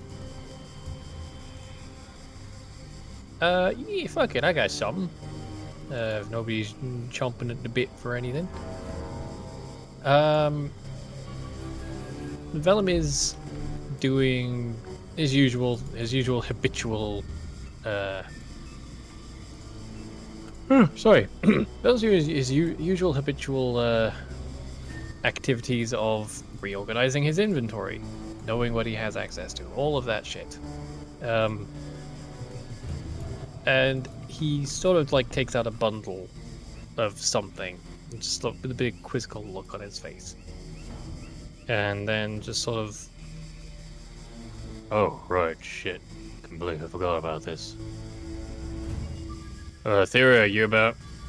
He says, not knowing where she is because she's fucking sneaky as shit in this environment. Yeah. And then she will basically. Jenner, can you describe the environment a little bit? Jenner? Man, You are muted, Jenner. I Dinner. was. The environment is heavily Damn. very damp, very damp, very humid. Mangrove roots are like mazes here. Very very forested. Lots of tangled greenery. Dim light, effectively, all around the Tansin swamp plants from the thick canopy of mangrove trees. The only bright lights here that aren't torches or things that you've lit yourselves are these small bioluminescent motes of bluish fungus that seem to make their habitat here. Mm. And is the boat like a flat raft kind of deal? Yeah, with held aloft by two large pontoons. I imagine we Then- like come aground for sleeping, or is it just we parked the boats and we're sleeping on the boats? I imagine you've sort of come aground for camping mainly. Okay. Then from one of the trees nearby, there would be a slight rustle. And while you wouldn't hear it, you'd be able to feel the vibrations where she has jumped down and landed beside you from one of the trees. What do you need, Sunshine? Well,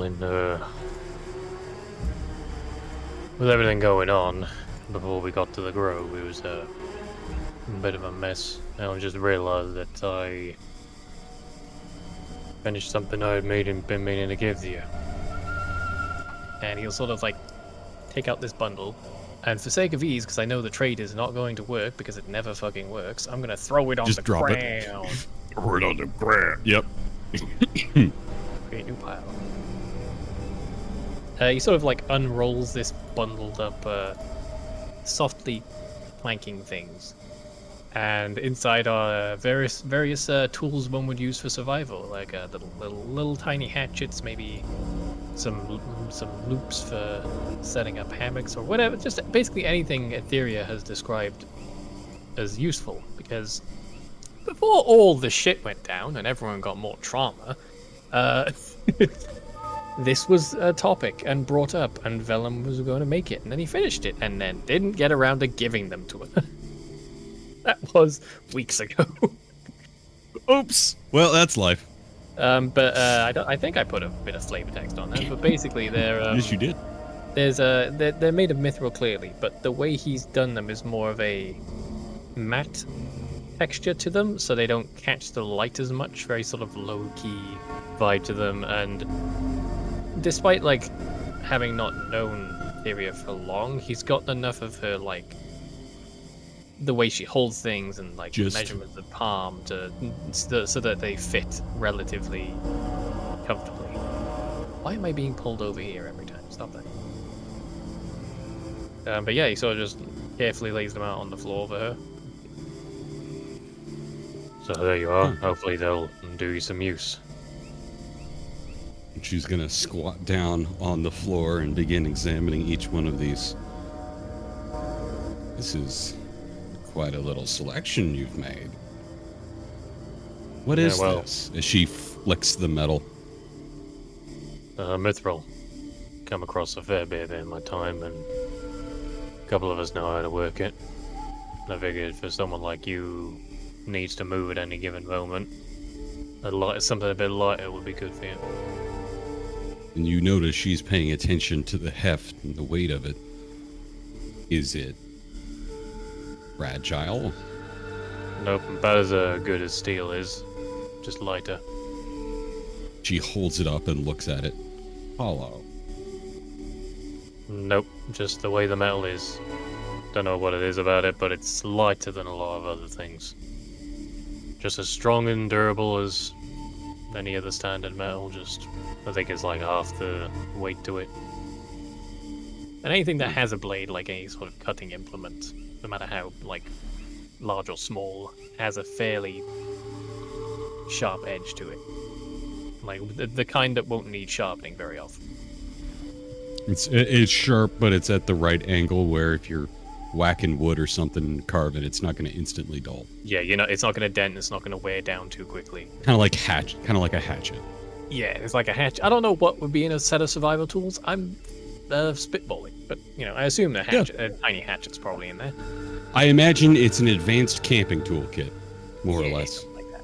Anything you'd need in the great outdoors or the terrible outdoors, whichever one you happen to find yourself in. You're just going to look over each item and pick it up and kind of examine it. Wow, these are actually really nice. Well, I Don't planned have on it anything being to get back right now. well, the idea was it was going to be a reward for helping us out with the grove. I know you and the big man had a deal, but you were pulling a lot of weight, and I'm not the kind to let that kind of thing go by the wayside. Doesn't quite So, match up to your contributions now, but there you are. Well, you had no shallow contribution yourself. You were the one that struck that final blow, after all. Well, it was a fight we needed to tend to, and I know you had your own stake in it, but felt like we were pulling you along with us. So, some of it is courtesy. And thank you, Vellum. And you Oh, weren't just pulling up me there. along. I came along.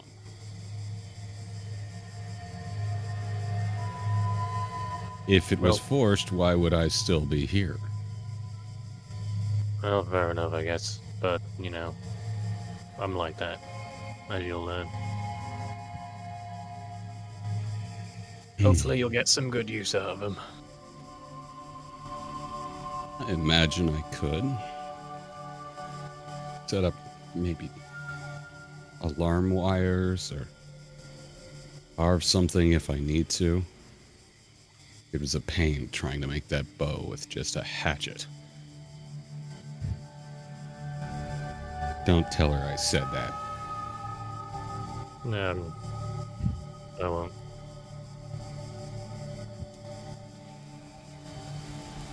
Well.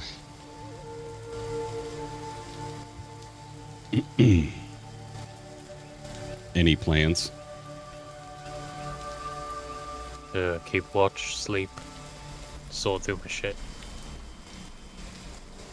You see, he's got a Right. couple of assorted things out on the ground already, on a little bit of tarp. Just he's got he's sort of cross. I think maybe on the floor. I'll say he's on a dry patch of floor. But he's just sort of cross-legged with his bag of holding in the middle of him, just picking things out and sifting through them.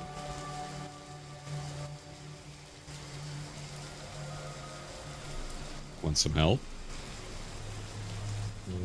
I might be alright. It's just the usual. Look through, make sure nothing's missing or I'm lacking anything or, well, in the case of this, forgetting something. Been a while since I've done it. There's a lot going on.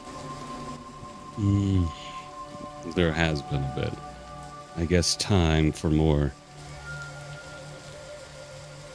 mundane chores has to be made. Well, just have it. I suppose if you want a hand, I'm not too far away. I'll go back and keep watch. Make sure things are right. So you don't have to be on edge about that, okay? Thanks, Azeria. I'll probably go Alright. check in on Vanmir. I'm sure she's fine and sleeping.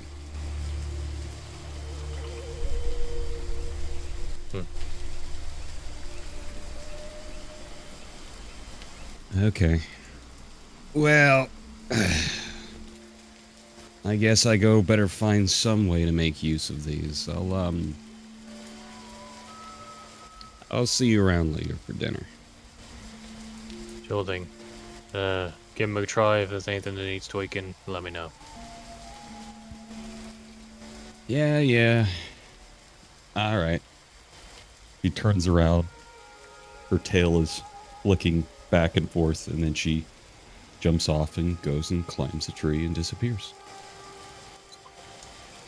Go. And no one goes back to organizing his shit. In multiple ways, getting his shit together. There's a moment around the campfire where Takani sits down next to you, Deja. You can see he's been polishing this large, about bowling ball sized sphere of crystal. And as he polishes it, he looks over towards you. So, your time studying with the shaman's mantle, I'm very intrigued. What topics did you broach? What did you study? Let's see. During my time, it was mostly the history of this place, the plains, and, let's just say, forgotten history.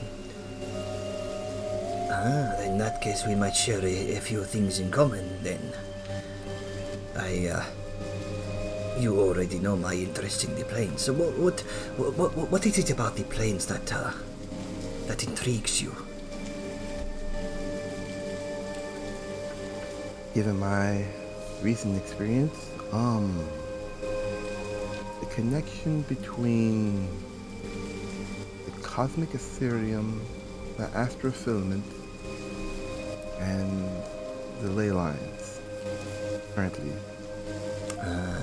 I have briefly I have briefly studied those in my time. There are some who believe that all three aspects are connected in some way. Some compare it to a living, breathing organism. I'm not sure how much of that I believe myself, but it is fascinating to comprehend, is it not? Well, experiencing all three at the same time gives you a broader perspective, in a sense. And yes, what they say is true, at least from my point of view. It feels like a breathing entity. We're on the back of a sleeping mortal is a better way to say it.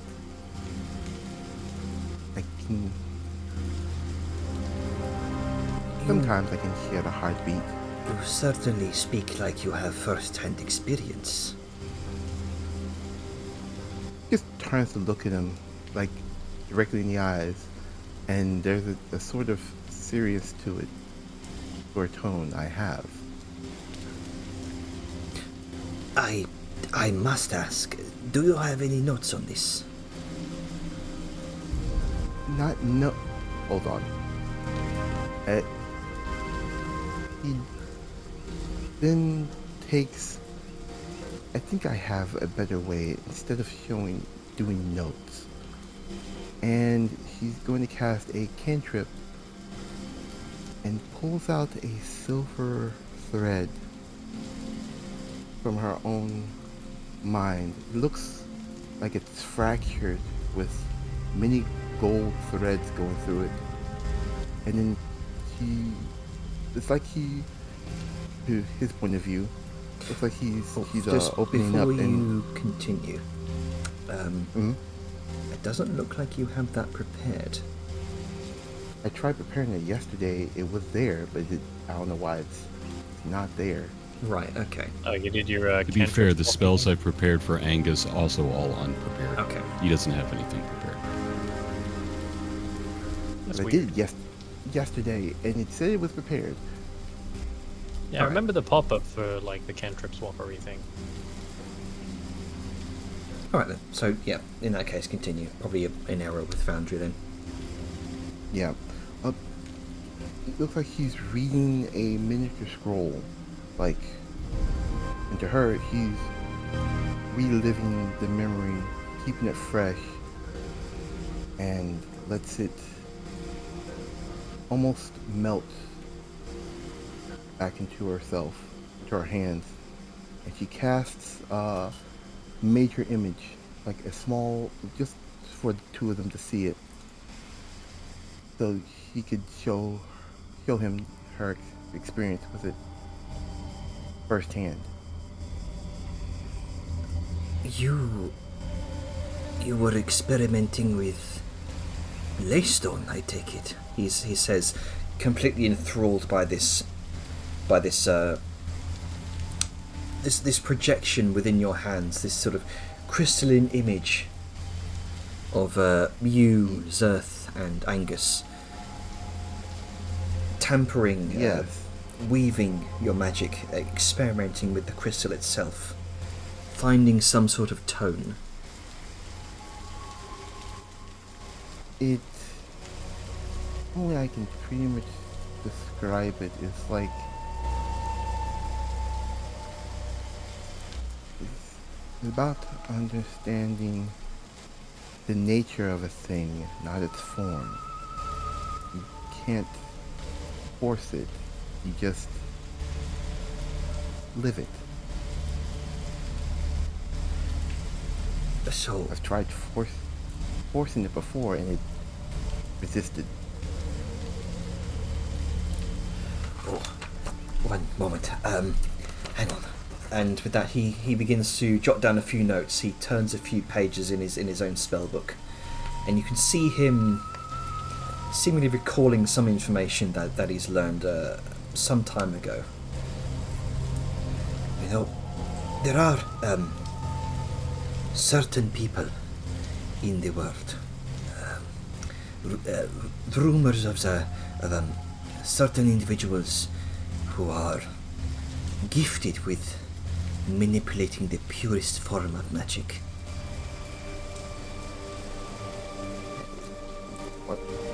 What are they called? Some call them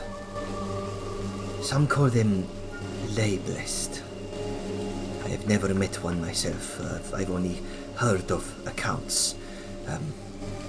Individuals who are more in tune with the very fundamentals of magic itself.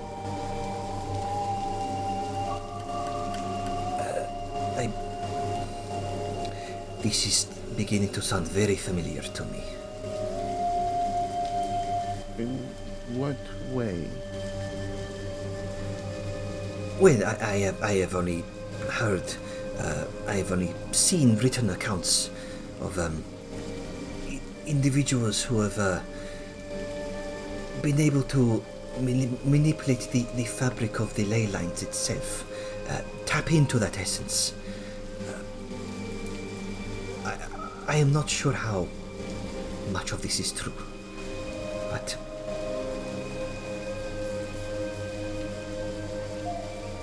You mean they you would take? They would take what, and she just uses her magic as it coats her arm, and she shows him the crystalline essence of her magic. But instead of just fractures, there's gold threaded throughout them. Take it a step further. What I'm doing.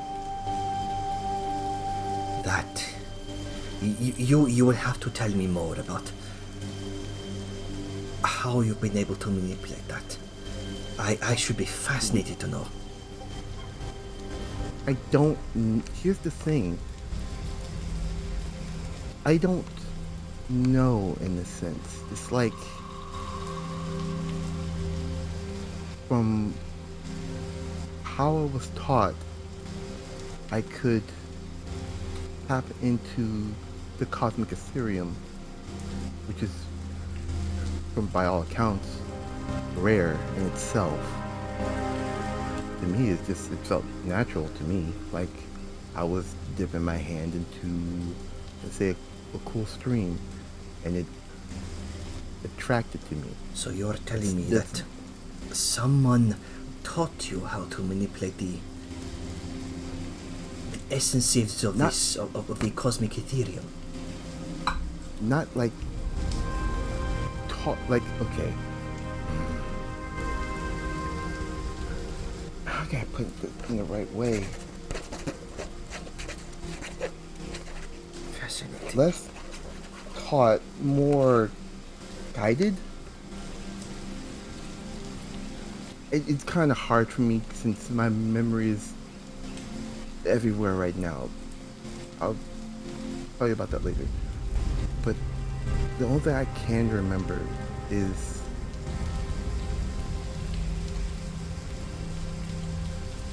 being taught to meditate on my connection. That's basically what I remember. The rest seemed to just, as I was learning magic, as all mages do, it became something more like breathing to me. It seemed to Rather than- fall in place.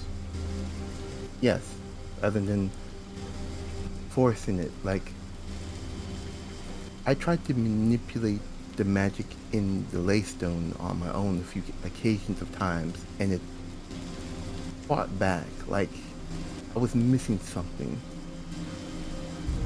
I have no idea what it is. But moving the Laystone aside, manipulating my magic in such a way, it felt like I've done it all my life. My instant study is just like a second heart. Interesting. That brings me on to my second point. Might we share our research notes? I should be happy to show you mine if you are able to tell me more of this, of how you've been able to manipulate this essence. What does it feel like? What is it? What effects have you been able to do so far besides just manipulating the force within Laystones? I've been able to combine and separate essences. That sounds a lot like transmutation, my friend. Well, more or less. Let's see. Not to deride transmutation, it is a very useful school of magic. Personally, I specialize in conjuration, manipulating the weaves beyond the veil to bring forth entities to do as I wish. Or perhaps even jump between the weave to another place in the materium. Or even jump beyond the veil to another plane. I saw you eyeing up that scroll. Wasn't that obvious, was it? Oh, very much so. I know how to read fellow inquisitive minds curious to the arcane. Well, if I can learn that scroll, I want to go to the Cosmic Ethereum personally. I have only traveled outside of the Materium once before. It is not a journey for the faint of heart. But if you are willing to share your notes, I might be able to share your mine. And with that, he kind of flips through a few pages to what looks like an inscribed sigil of notes, various sacred geometries of the equivalent of like a spell scroll inscribed within a spell book. One that you've seen on the spell scroll a plane shift hanging at the back of his store. He's got he knows the plane shift spell, it seems, and it's written down in his spell book.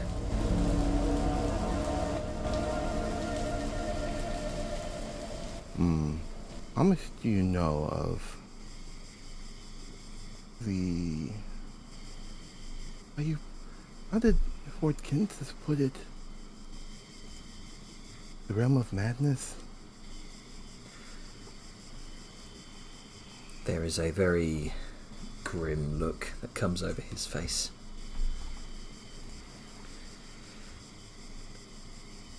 The realm of insanity.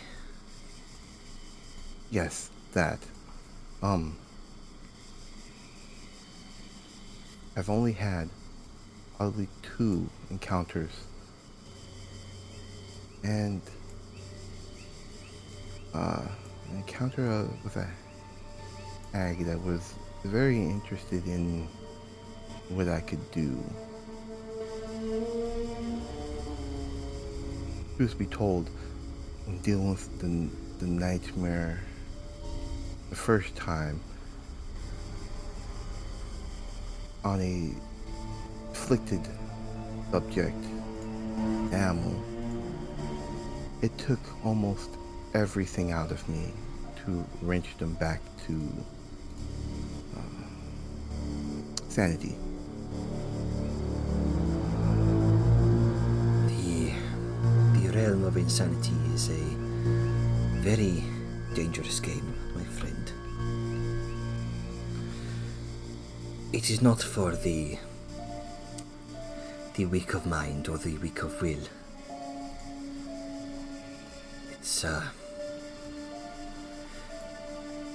It's a plane of madness, from what I've read, situated within the outer realms. It is some maddening realm, which is feared for its power to twist unfortunate visitors into gruesome monsters. But very, very little is known about it beyond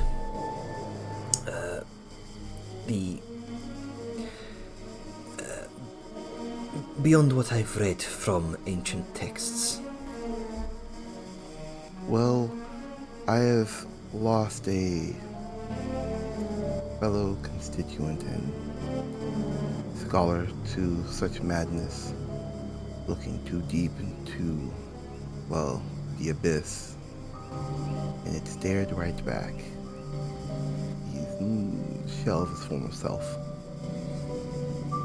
I've heard of some accounts of individuals losing themselves in their own research into this realm. It is not hard to understand why. At least I had some help along the way to bring him, at least a little bit of him, back. I don't know how much.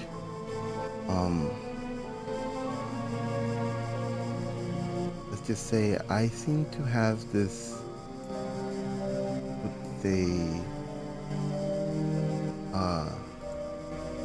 repulsion to them. Like not using magic, it seems to repulse them. Like they don't like it. It seems to me that this magic of yours might be a cosmic essence that is fundamentally in the opposite.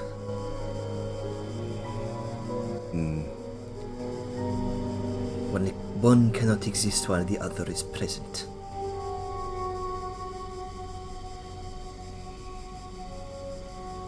But I'm afraid to say, if your friend that has lost himself,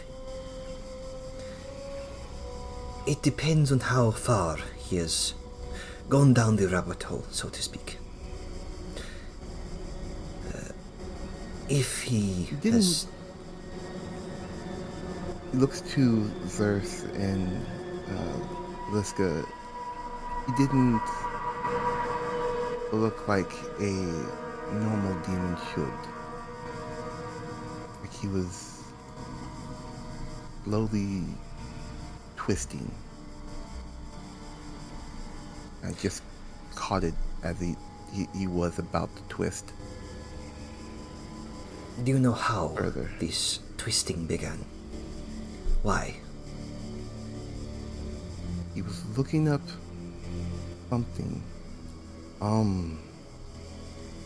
He goes through her book. Her books. She lays out her they call it, the portable hole sitting down her bags, and then tries to sift through certain books until she comes upon that journal.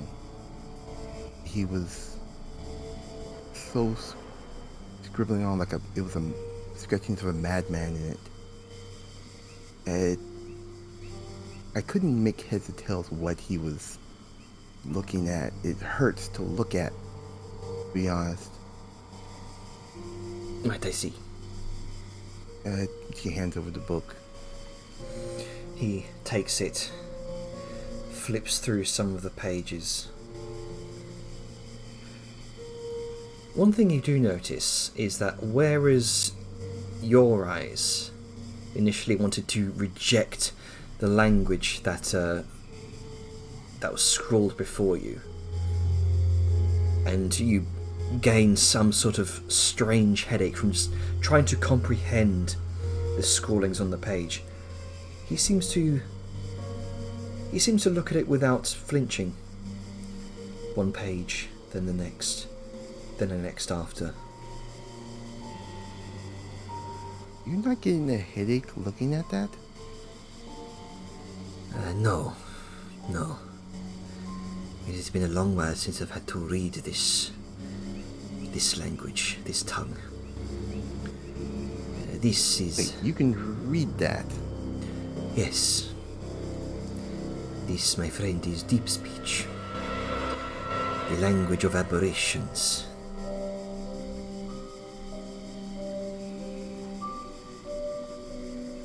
Why does that sound so familiar?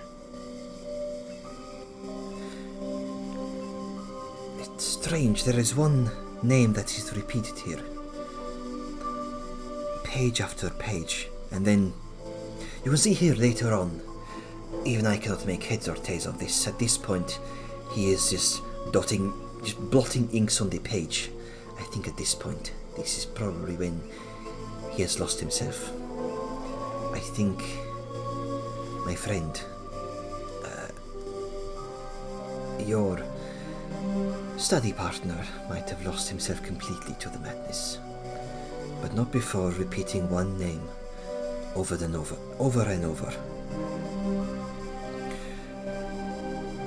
Yog Thul is what I see repeatedly etched upon these pages.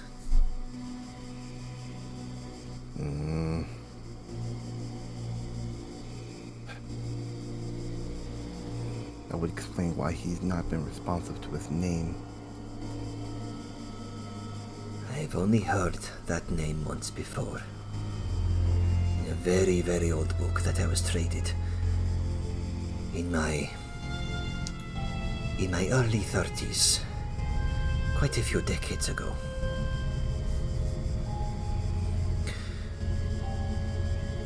It is long since it has long since been burned, but the book itself did also mention the name Yog Thul in reference to old entities older than time. They were the first creatures upon this plane, upon this world. These old entities that, from what I believe, were later banished. But that is as far as my knowledge goes.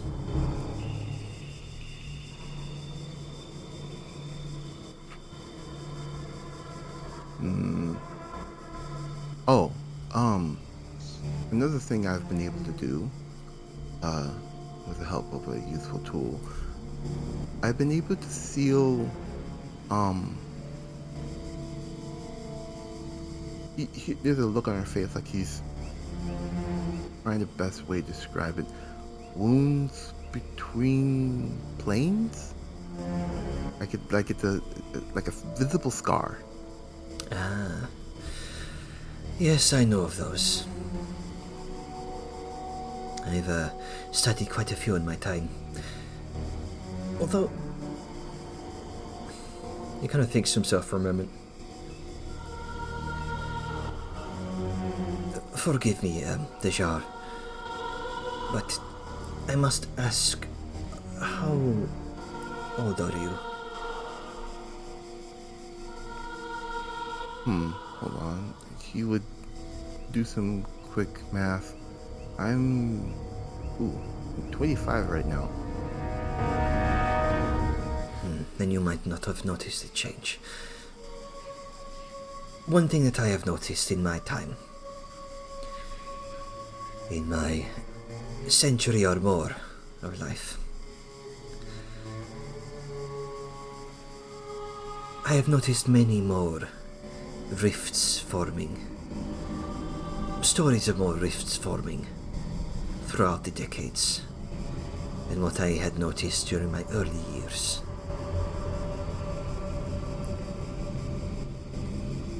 I do not know why. Perhaps you, as a fellow learned scholar, might be able to illuminate me on this. Well, there's been some. I have no idea if it's connected, but there's been some people manipulated. First one in the Moorbog, trying to weaken the veil more there. A very ancient tomb that should have been completely sealed off. Almost like it had a wounds to each elemental realm, but cloaked in shadow as well, like it was mixed, almost down to its fundamentals. Elements mixed with shadow. Would you say Yes. these elements, as he gets out his spell book again, flicks over to a few notes? Would you say these elements were changed in some way? And if so, how? Corrupted is the best way to say it, because the earth, though very floral and quick, turned rotten and poisonous, blighted even.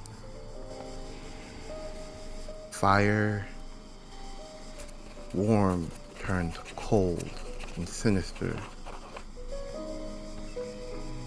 Storm that was raging turned even chaotic. I can best describe from text like a squall, a never-ending squall. There was earth, storm, there was fire, ice. Turned from just a frigid cold to a shadowed blizzard. Tainted.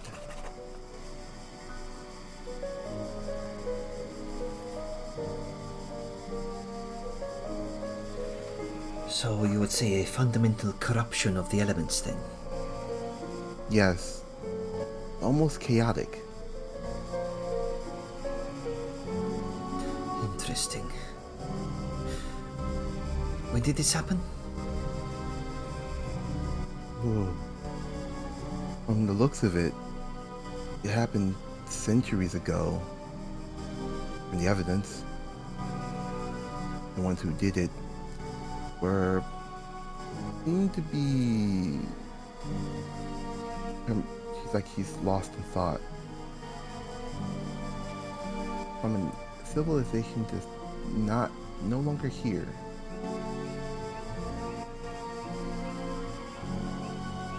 I can't remember the name. It's like trying to grasp smoke. So perhaps They that were might- very, very advanced in magic, though. I can tell you that much from the evidence. Any other society, they were very adept, almost like they were born with the talent to just manipulate it as they wish. You speak of the Nidean kingdoms. That's it. Yes, an ancient, very old majocratic society that grew very, very powerful. They were the first to categorize these schools of magic, organize them into 8 schools. It was them them that had the monopoly on effectively the creation of magical items, artifacts, their distribution in the ancient world. Oh, these 8 were from the ancient world, but they didn't seem just made like more cult-like.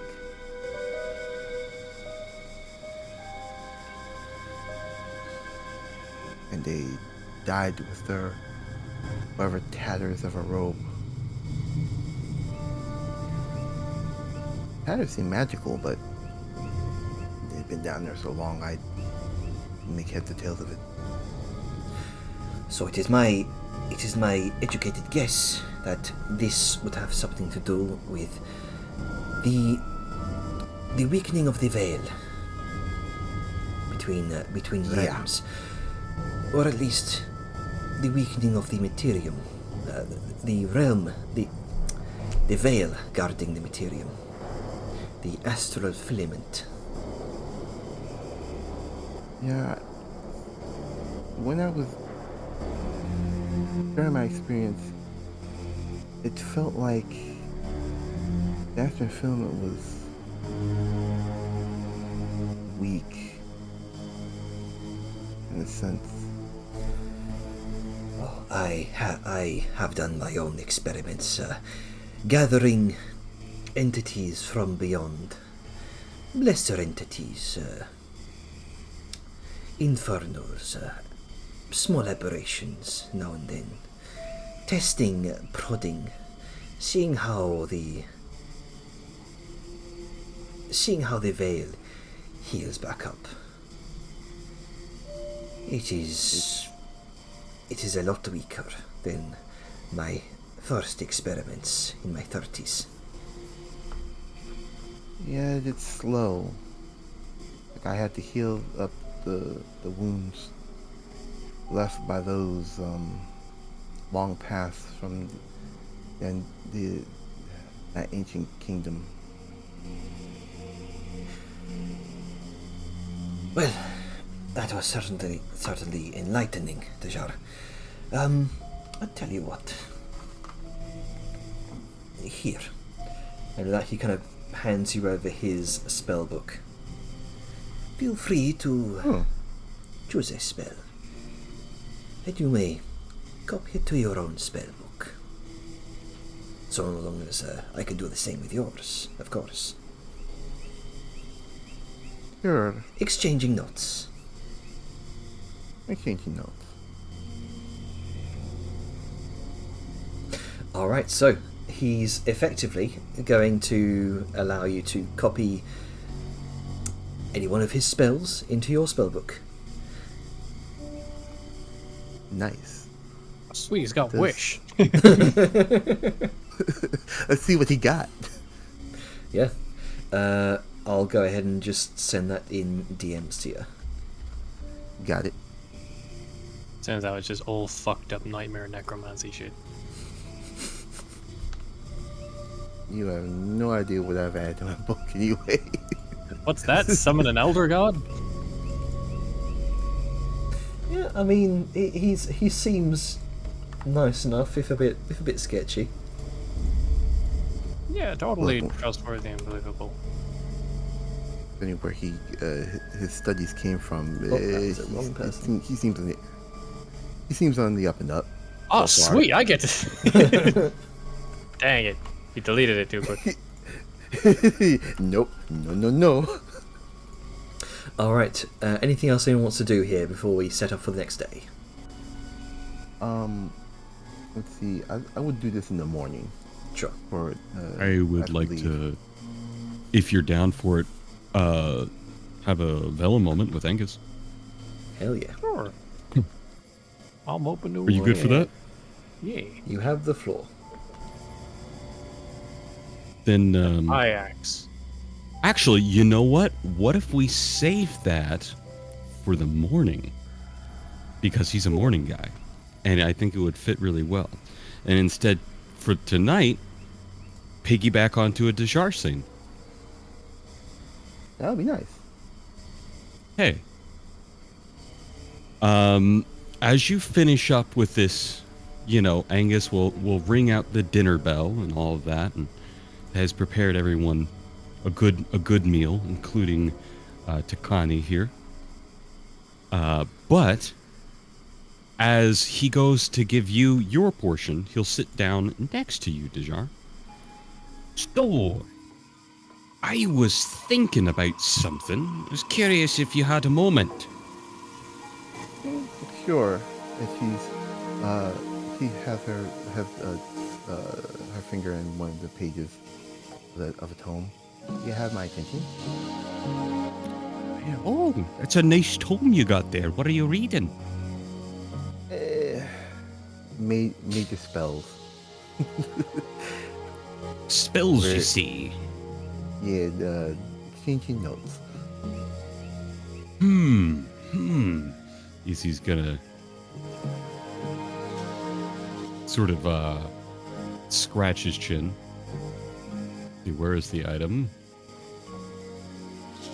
I happened to come across something fairly recently by complete happenstance, and it made me think of you.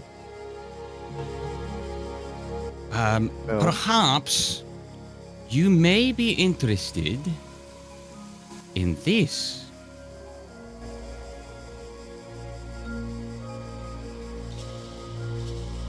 How do I drag this onto the ground and enter? How do I drop something out of my inventory? You just drag and drop. It's not working. What are you trying to drop? Weird. Oh god, do I have to refresh? Hold on, let me try this. Give to character. What you Maybe trying to it's drop? 'cause I don't want to just say it. Maybe it's because I'm not as Angus and I'm not as Etheria. Yeah, there it is. You were Etheria.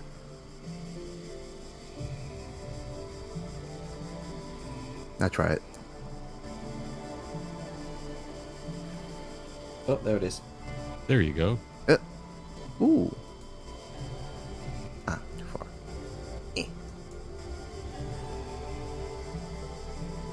A Hang on. book. Let me Eh. set the reach to infinite. There we go. Ooh.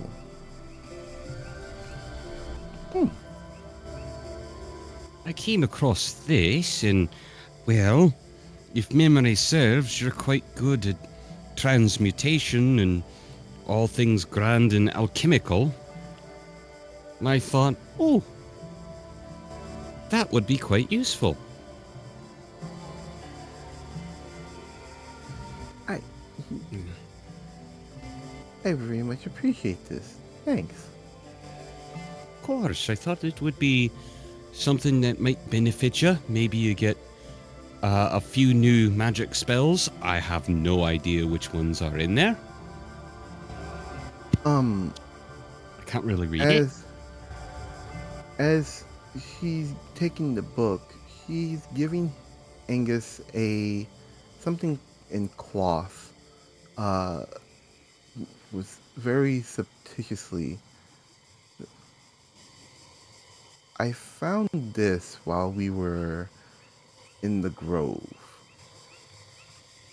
I want you to look at it and pull back the cloth on the object is a bar of rune gold. Oh, you found some rune gold, did you?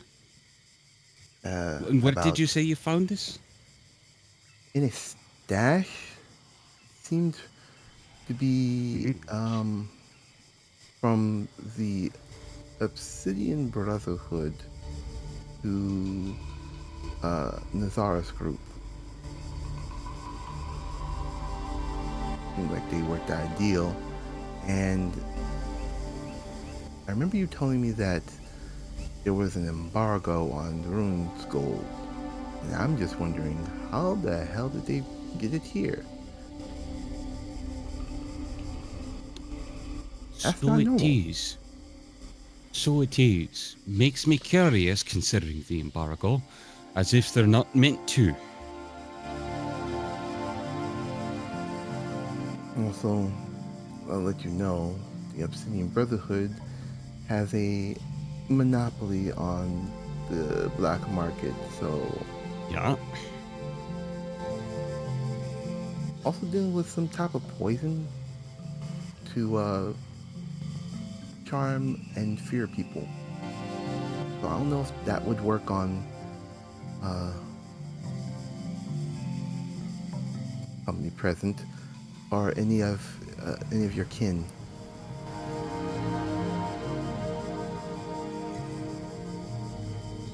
I know you're Wait, what hardly is she with- saying on any of his kin?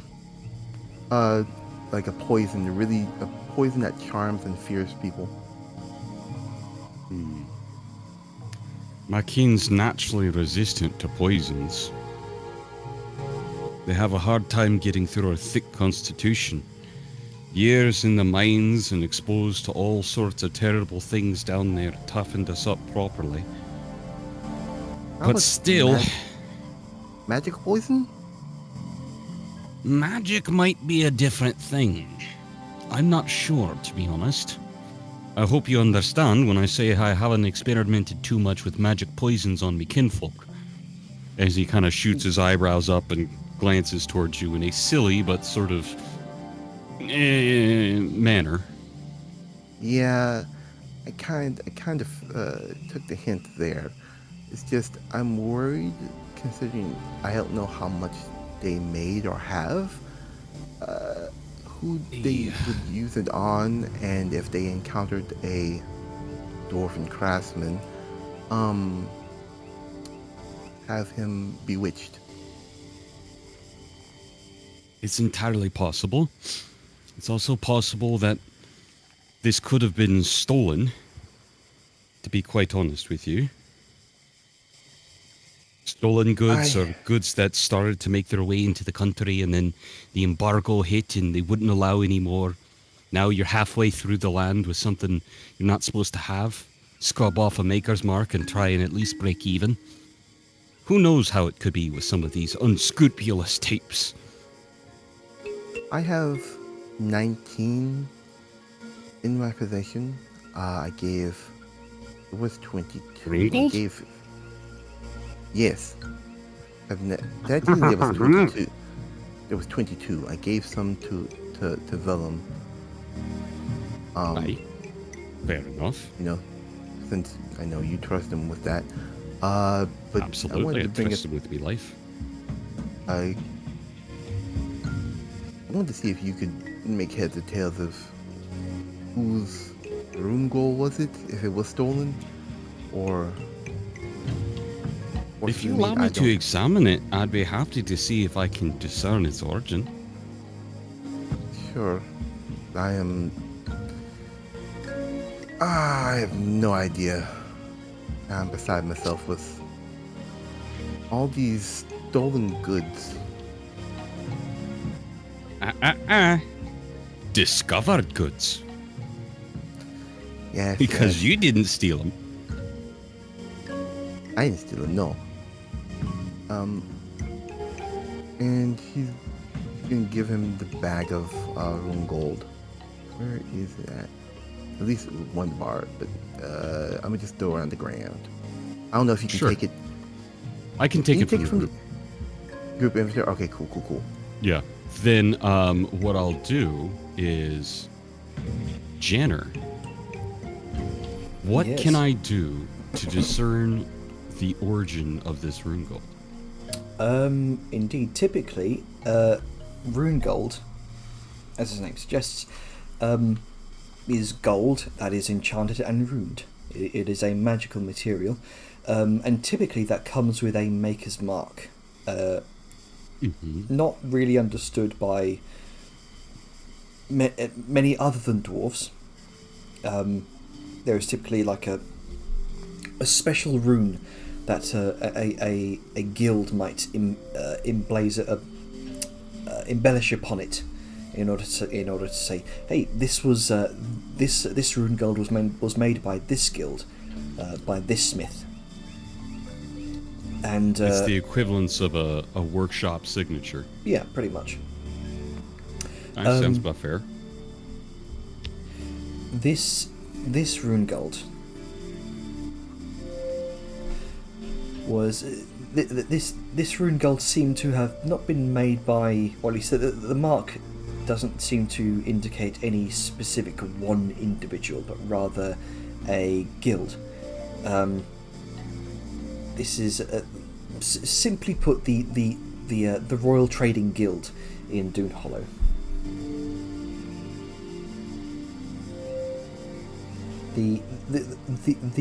It's the equivalent of the state-sponsored crafting guild. And would it be standard procedure not to have the individual maker? Because at that point, it does not matter because it is part of the guild as a whole, and the reputation is what verifies it? Correct. Okay. This is coming from the capital itself. The main guild of Clancraft is the one that did this. You'd think of it as the kingdom's very own forge. That's not good. It's not supposed to be here. However, again, it's entirely possible that they were meant to be trading this, and either they got ambushed, or they traded some away, an embargo hit, and then they being whoever stashed this, had illegal goods they couldn't peddle off. Ooh, Multifaceted. Could be a few things. There was a few people that came through the Moorbog, so there's a possibility that could have been a clan of dwarves that had this. I can think of a few. As he seems to look up and reminisce, a sad smile appearing on his face. Could have even belonged to Beastbane. Could have, because they had a lot of stuff. It's out and about in the wild. Aye. And dead men don't guard goods very well. Nope, so went free up for grabs. That reminds me.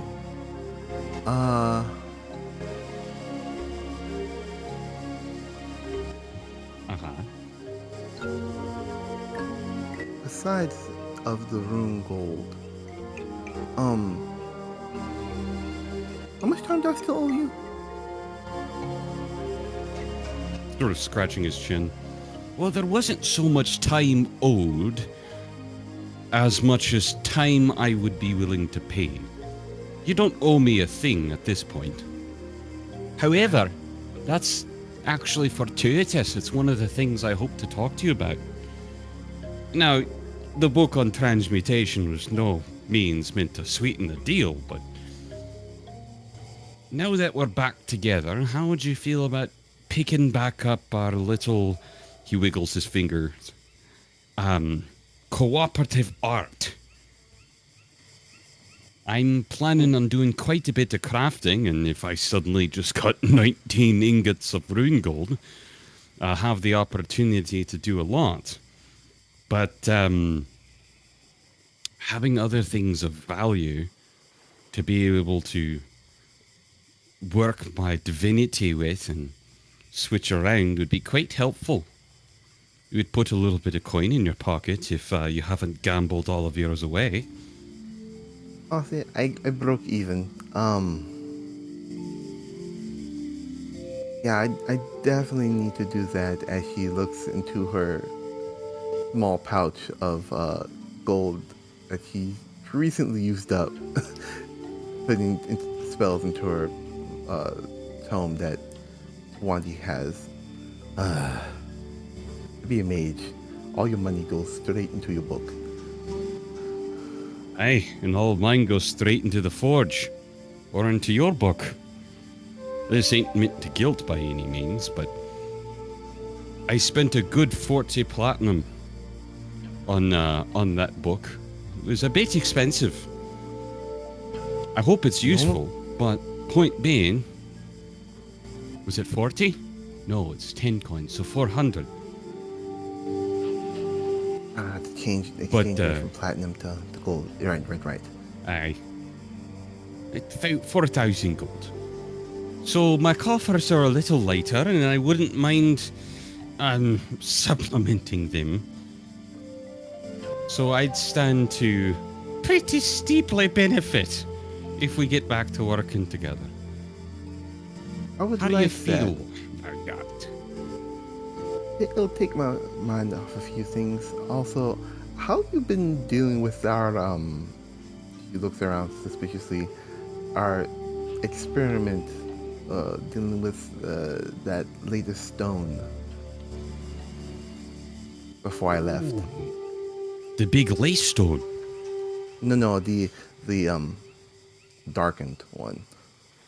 Oh, I haven't really touched it, to be honest. Gives me the heebie-jeebies.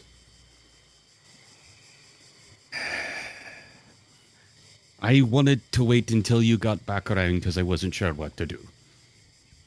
I have an idea. I really was hoping once we get to the Tahoes, I can talk to everybody about it. I might need to use that as a form of bait. Well, you're the wizard. You're the expert. I leave all matters arcane in your capable hands. Also, that brings up another thing I wanted to talk to you about. I'm gonna need your help. I might need everyone else's help with this. I want to experiment changing as she takes out a vial with earth essence and shadow essence. Change the earth essence into fire and the shadow essence into light.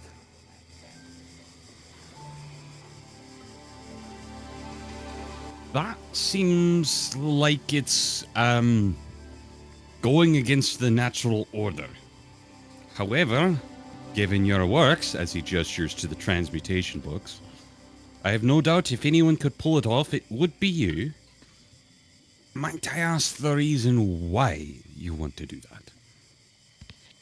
Well, there are certain materials that I've discussed with Vellum before all the traumatic stuff that he wanted to use for his project. I discovered what's Out of character, we haven't had that conversation yet. No. Okay. I imagine you would have Thanks brought for up the my- stuff about the elemental metals and that's Yeah, the elemental. Yeah, elemental metals. Sorry. Yeah. Dealing with the elemental metals. I wanted to see if we can get a essence that we haven't seen yet, like the light one, and see if it's has some more use. Because we've been dealing with a lot of shadow. Something more positive would be advantageous for us, considering all the dark shit we'd be dealing with.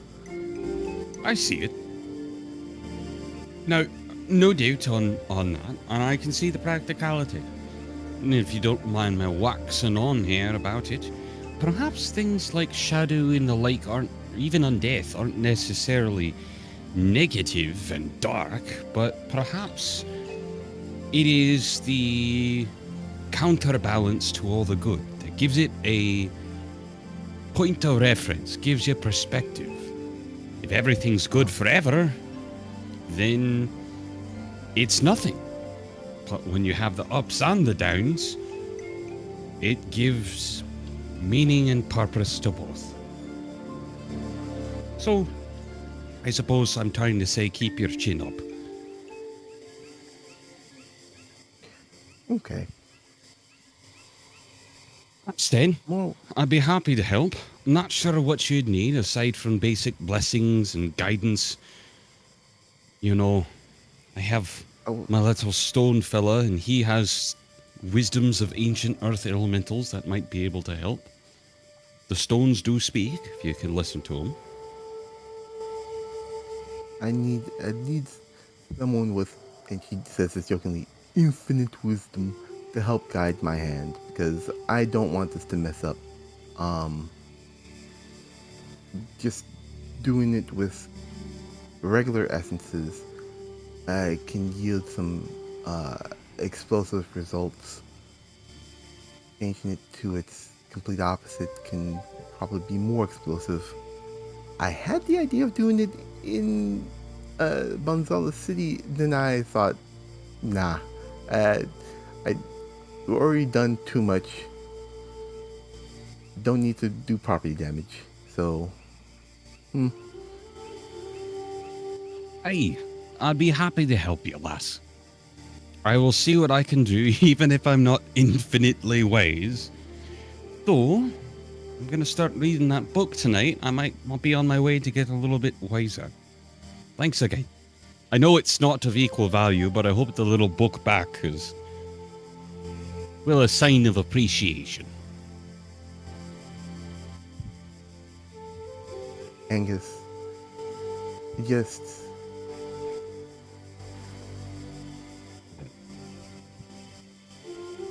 being with this group is an honor. Say nothing more. A dwarf knows of honor, lass, and I could find no better group than for you to be in. And I'll reach over and pat you on the shoulder, and his other hand is going to bring out his little flask of coffee. Now, how about a nice little cup of coffee, maybe a dwarven coffee, as he reaches for his other alcoholic flask, as a nice wee tuck-in for the night.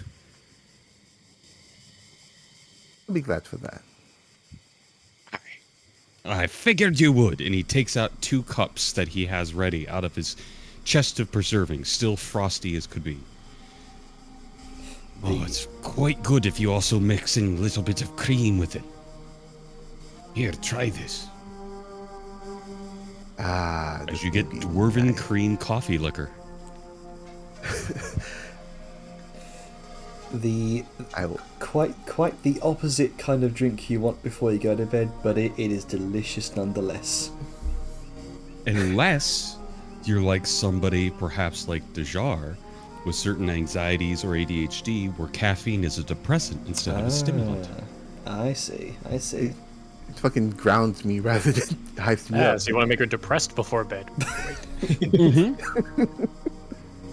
I'm just waiting to see how many things Angus adds to coffee. Because, like, he's got the cream coffee liqueur. Okay, what if we put some marshmallows in it? And then What if it's got marshmallows? a little bit of cherry And you know syrup. what? Fuck it, a lemon wedge for class. Add some cocoa in there. Little What bit if of we put it cocoa. in one of them tall glasses and then put salt under it? It's the What if ghostly we had an image of umbrella? Dakali. the ghostly image of Dakali whispering wisdom to Angus. What if you added some cocoa?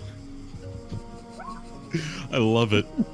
I'm just gonna say, like, when you said you're gonna give Dejar depression or something, all I had in my head is one stupid image of a meme of someone saying, "And now you depress the snake," and then you he pressed it into like the little sapping The little vial venom catcher? thing.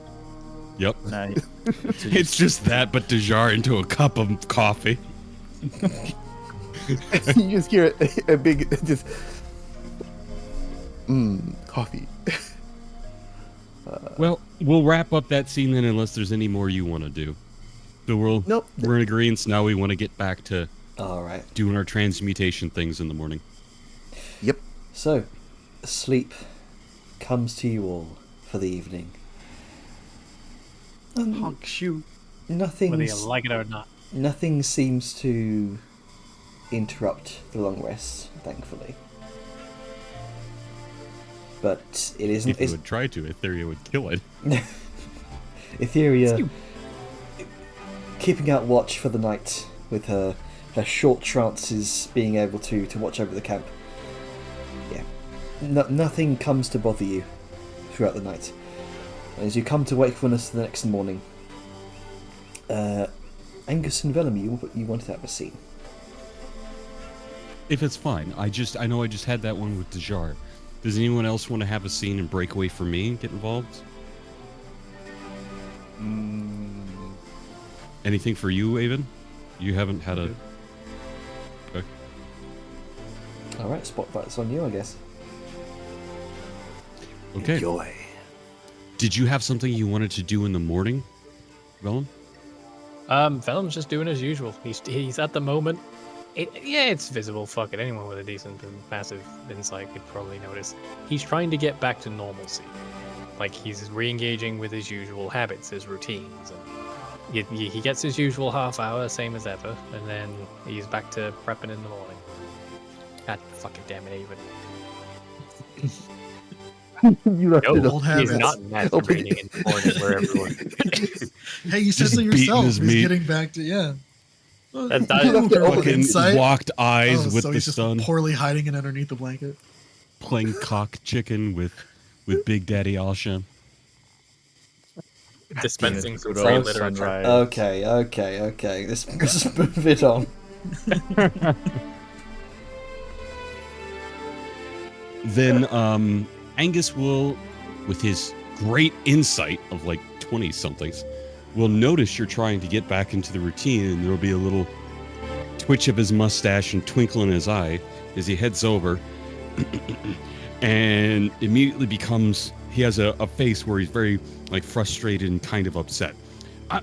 Vellum, do you have a minute, lad? Yeah, I guess. What's going on? It's these, as he's going to lay out his mundane blacksmith's tools. All the moisture is beginning to split the wood, and look at the wear on the heads. I've done mending and to try and do it, but it's just they can't keep up with the magical metals anymore. They're bending instead of the ingots. I mean, look at the gouge on this one. Vellum's gonna actually. And there's a conveniently thumbnail-sized gouge at the Gouge is so tip of the cool. head. You can. It almost looks like metal that was heated and then slightly chiseled, but perfectly with the thumb. Do you have good perception? Well, let's find out. Vellum's gonna take a look-see over this. Dear. Look at the wear on these. You would, in that gouge, you can almost see the imprint of a thumb as he's handing the tools to you with his hands that have flame tattoos that can, ignite into fire. Yeah, he sort of he does the usual examinations, just turns it over. It's like a pause and a look as Angus is rattling us. Oh no, he's like this and all that, and he'll just pause and. All right, what's this really about, Angus? Well, all right. The truth is, these tools are Shit. kind of not great. Yeah. I mean, there's minor sentimentality about them. It's what I've used so far, but the truth is, they're just things that I picked up at the market when I first started my adventures. They work just fine until now, but honestly, with all the fancy crafting and the metalwork and all the magics, they're not really cutting it. I get you on that. to make a I mean, good reason for you to help me make some magic tools. well, I mean, you don't need a reason. If you just need help, just let me know, and I completely get it. I mean, I made my original tools, so there's a bit more sentimentality to it. But you know, I was where you were a couple months ago when I upgraded my tools the first time. And he sort of takes his out, and like, it's sort of like comparing the two is a very stark, not extremely stark contrast. Like it's all similar makeup, and the grips are obviously different and all that stuff because of personal preference. But Angus can actually catch sight of a little bit of Dune steel in there, along with a mix of mithril on the head of the hammer, and I thought it would need Dune steel. Yeah, I mean the stuff you lot use in the underground for building, it's sturdy stuff and not too bulky. So Thank you. I tend to agree, quite honestly. This was just scrap, well, pig steel. Things that got traded from the halflings for cheap. He kind of if you only smacks use a what I nearby added- rock with the hammer and it rings for emphasis. Well, if you want, you probably want to be making up your own plans for it. But let me see if I got mine still kicking around. And Yeah, you actually, I go back to wasn't the sure how to start. Do you... And he's gonna just take his finger and begin drawing in the dirt. I was thinking something similar towards like this. Only problem is I don't have the Dune steel yet. I have everything I need for the Dune steel except the steel itself. But rather than doing my magic, I was thinking like seeing what it would come out as if you did that Sunforgy thing with it. Do you think you could help me forge up like a proper steel ingot? Yeah, give me a second. Actually, he's got like a hand in two bags in the moment, like one hand in his smithing satchel and the other one in his regular bag of holding. And as one hand is pulling out like bits of rolled up parchment, he pulls a couple out of them, and one of them is like they unroll because that's what they fucking do all the time. One of them unrolls. It's clearly like, you know, there's Angus can tell what Dune steel looks like in a sketch plan, so that's clearly that one. But then there's another one that's sort of half finished that rolls out next to it. But as that happens, Vellum also with the other hand pulls out an ingot of Dune steel. Well, I mean, I've got some handy if you need to use it. Got a couple of pounds Well, left over. Unless you want to I make would. it fresh. I did want to make it a bit fresh for the sentimentality of it. Nothing Well, we against do what that. you've made. In fact, the way you make it is what makes it be so interesting. I was hoping to be able to make some of what you make with you. Well, yeah, of course. We can, let's see. How was it again? Like a pause of thought. Well, I should have enough mithril and silver. Oh, I've Fuck, got forgot that. plenty of steel. Only thing I don't have is the steel ingot itself. That's why I was thinking, what if we forge some underneath the sun and have a fresh forge? I mean, I know you've got some on reserve, but still, we could make the steel ourselves. Well, if you want to do it from scratch, I can't fault you. I'm in a similar way myself. I don't like using the pre-bought stuff too often unless I really have to. What? I'm with you. I was thinking of using it to enhance these, as he's gonna lay out what he made in Fernholm. He lays out a set of pretty well-crafted blacksmithing tools, and you can instantly tell something is very off about the fact this is made out of iron, like solid iron, and it has a very deep hue to it. Would I, Jenner, would I be able to identify this metal just from examining? Make me just make me a Smith's Tools check with intelligence. That doesn't work like that anymore, Jenner, remember? What? You can't pick the attribute. Oh right. Yeah. Just I'll say just make me. I'll do my rune carvers once, because that's fucking... Sure. Yeah, whatever. I'll just roll it normal, and then we can take it off. Yeah. I'm lazy. We don't have the tool check anymore? We had tool check, but it doesn't let you pick the attribute for some strange reason. All right. So obviously that's not a plus. It's That is using strength, so take that off. Strength is +4, so -5 from that. Okay, so 15. 15.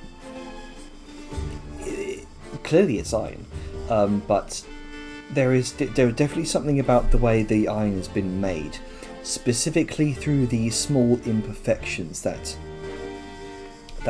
give it that strength. The imperfections mainly from the source of carbon that's used here, and the source of iron itself, it seems.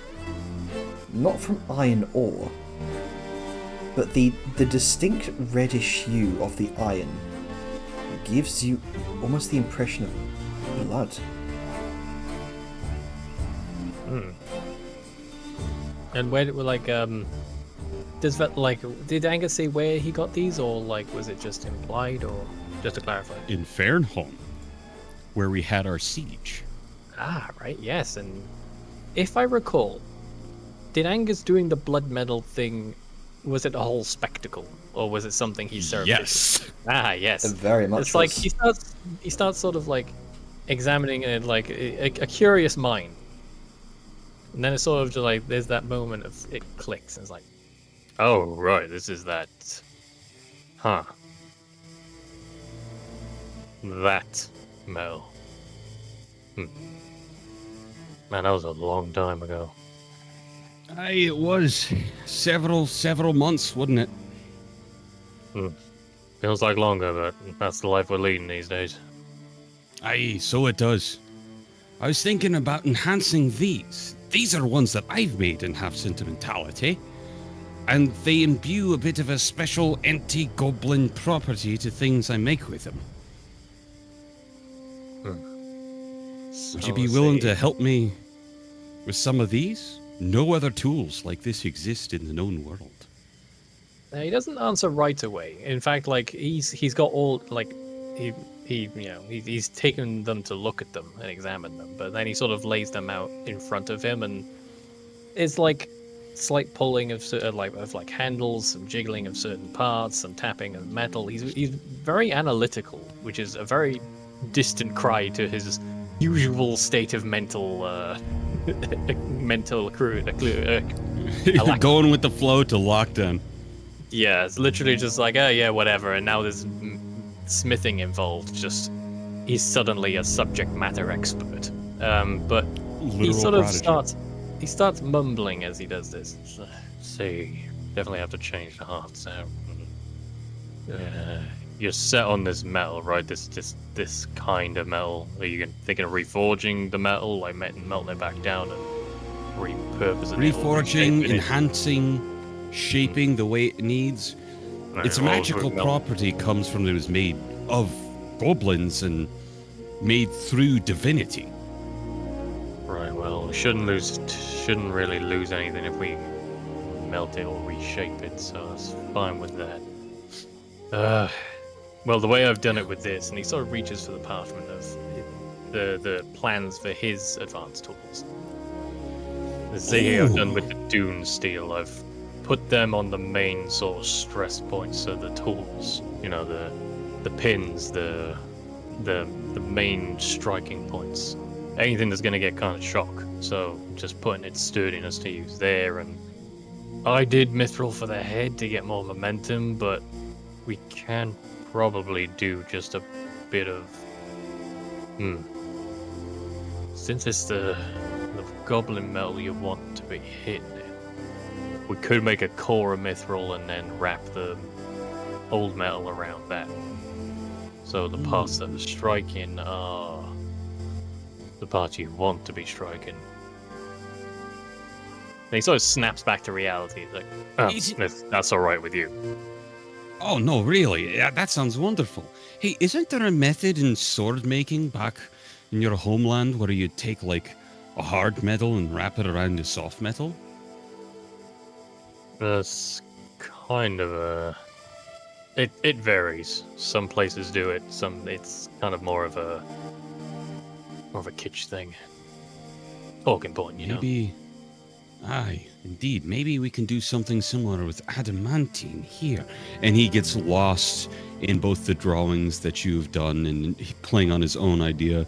And he's trying to keep you in this locked in sort of productive state. And as you And whenever sort of, you go to say, yeah, he's leading you in through it. yeah, as like the mention of adamantine, there's two things. Firstly, there's like a momentary a bit of mental distraction from vellum, but the other thing is, like, as you're thinking adamantine, one of the sketches on the other bit of parchment that he'd brought out is clearly depicting. So it seems like you've had a similar brain there in terms of making use of that metal, but his focus snapped back onto the current project. Could do, but with this combination here, the extra weight might throw things off, and it being sturdier than some of the other metals. Let's baby steps it. Just enhance it with the mithril and the doom steel for now, and make sure we hold on to the properties that Aye. that blood metal's got you. If we try adding Aye, too that's much true. at once, it's all gonna turn into a muddy alloy. It does seem like that would be a far superior craft than what this next level would be. A step at a time, you said, eh? Yeah, I didn't want to rush too far forward. Hey, I Until I knew won't this keep was- you in your morning for too long then. I'm sure you got to finish up your routines. Thanks for making time for this and helping me out, lad. We'll brainstorm a little bit. Maybe, hey, could I leave these with you for a bit? Let you sort of look over them. You might notice something if you get to actually have them on hand. Are you sure, Angus? I mean, these are your tools. Oh, yes, but if I ever need them back, I can just come find you. Besides, you're the one that's going to be helping me. I want you to be as familiar and comfortable with them as I am.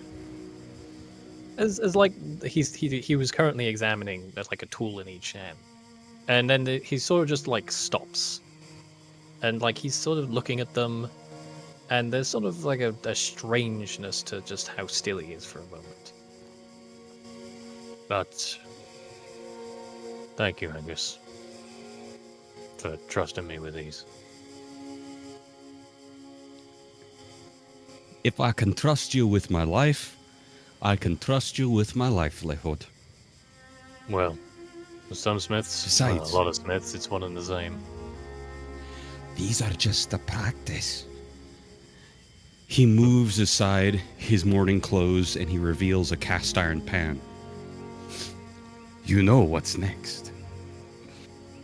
You're gonna cook goblins? No! I want to make magic cooking tools. Oh, right, yeah, that makes way more sense. Goblins are all gamey, stringy. They're not good, according to old texts. That gets a look from Vellum. I haven't tried. Apparently, gonna- it was a thing of desperation and siege. I'm gonna pretend that, you haven't tried that before, and just... No. I'll write up some plans to how we can manage this. And see what you think. Weirdest thing I've probably eaten was lizard. That's not too weird. Shit ton of Yeah, lizards back well, it wouldn't. Anyway, home. Oh no, you're talking about jerky. Yeah. I remember jerky. Anyway. Vellum doesn't, Anyway. anyway. Right, well, I'll leave those with you to look at for a while and look after. My hands are going to be real busy with other things. well, if you need him back, you know where to find me, and I'll make up some drafts to see what you think. Sounds great, lad. Well, I best be ready and get everything packed up before we depart. He goes to walk away. Oh, before I forget, and he sets down a couple little deviled eggs with some kind of dried red spicy peppers on top. Little flakes. A morning snack. Oh, cheers, Angus. I Almost forgotten to eat something. Nobody forgets to eat around me, lad. You're looking skinny. We're gonna put some more meat on your bones. Well, best be off. If you need me, I'll be packing up the tower. Will do, and you know where to find me. He squints in your direction and kind of like covers his eyes with his fingers. I couldn't not find you if I tried, lad.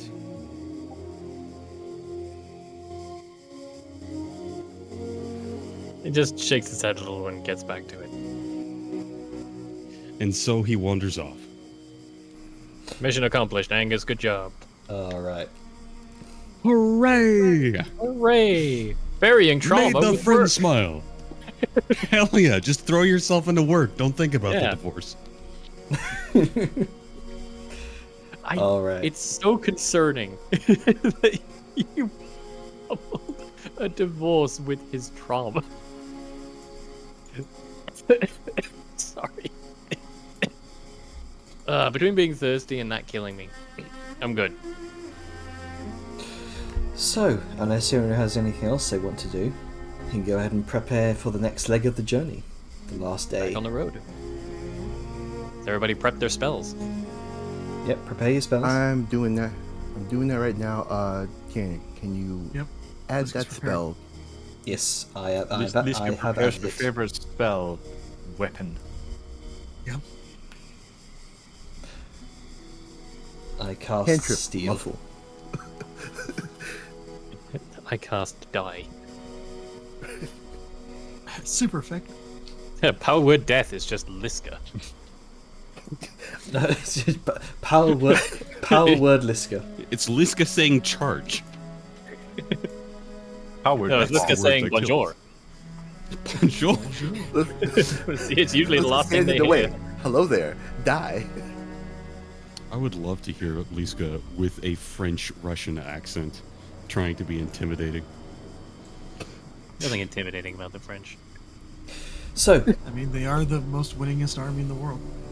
Yeah, Cheesy. they're actually kind of badasses, and I hate it. No, they're cheese-eating surrender monkeys, and that's... Wow. Just for note, I'm not racist. I'm British. I can say that. it's Oh, true. Suddenly now you're British, better. not Welsh, huh? Okay. All right. British includes Wales. It's when people say I'm English that I take issue. Okay, Carthen. All right. Sure, buddy. Sure. England is not Britain. England is a part of Britain. I Yeah, know NA uh-huh. education means you don't know how maps work, but that's I mean, No, we know about maps, how maps work. We just don't care about Europe. it's everything that isn't everything that You is- get to decide Okay. what's important when you Okay. win 2 world wars. Oh, okay. Bring it back in game. I am slightly dying over here. So, as you continue through the Tanzin swamplands, the croaking of frogs, the chattering of swamp thrushes ceases abruptly.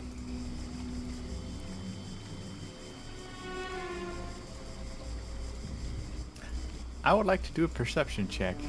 Sure. I don't like this. Come back. Go ahead and make me a perception check. And of course I get a low roll. Do you not It's have dice for you. Do you not have your goggles? I do. Roll again.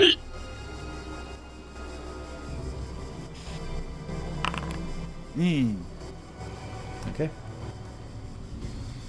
Well, it's better than a 15, so I guess. There's no wind that stirs the branches. Even the insects hush.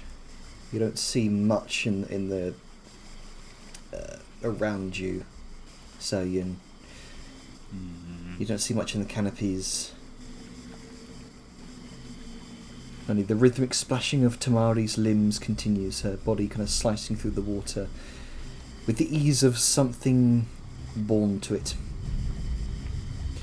Around her, the stillness deepens, no chirp, no rustle, not even the whisper of leaves overhead.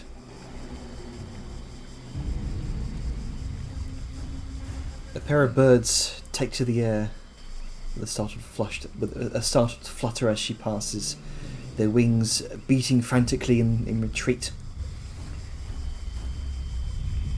Beneath the barge, the ripple of her tail in the wake pushes outwards like the ring of a warning bell. Sao sort of approaches Sanjin slightly.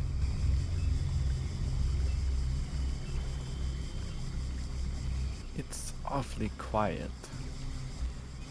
It is very quiet. Kaja, do you see anything? Kaja's going to look around for a moment.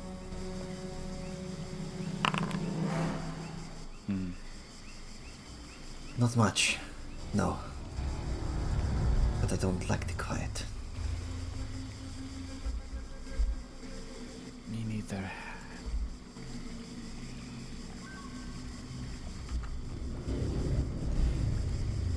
A glance to either side. Swamp holding its breath. Have we come to a standstill? A slow gait, a slow pace.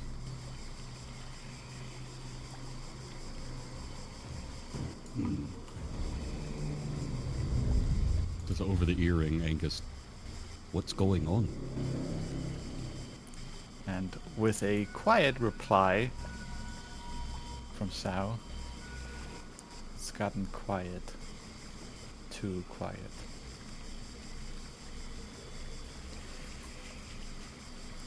Etheria. Your ear, Yes. you feel your ear's gonna flip backwards for a moment, but not in time to see a massive shape rear up from behind the rowboat. Oh, for fuck's sake, not Come these on now. again. I do want to say this because it's very important. Zerth Mhm. has a rapier of warning, Oh, so we That is- can't be surprised. you cannot be Great. right. Okay. Anyone with okay. anyone within 30 feet of Zerth can't be surprised. Okay, Hello, so Dajar, why are you attacking us? you cannot be surprised. Nice try. In that case, what we'll do is we'll retract that damage. First and foremost, yeah, Etheria is probably within range, but the rest of us, Oh no, yeah, that's why I was measuring earlier. I was like, okay, who's within 30 feet of Zerth? yeah. So it's Angus, Etheria, I think Liska, and if someone's inside, the The only one inside there is gonna be, you know, Vadmia, and even if she is in range, she is not going to respond. Yeah, I mean, I have alert, but I'm not going to be taken by surprise anyway. All right, so you can't be surprised. Instead, so we're not going to do a surprise round. First up is Dajar, as Zerth, your rapier begins glowing this bright light, and you see right behind Etheria this massive, sinuous shape emerging from behind the boat, looking like it's about to bear down upon her. Alright. I'm casting a... Let's see. What level I'm going to cast this at? You know what? Fuck it. Why am I low rolled again on initiative? I'm calling It's hacks on your dice, Jenner.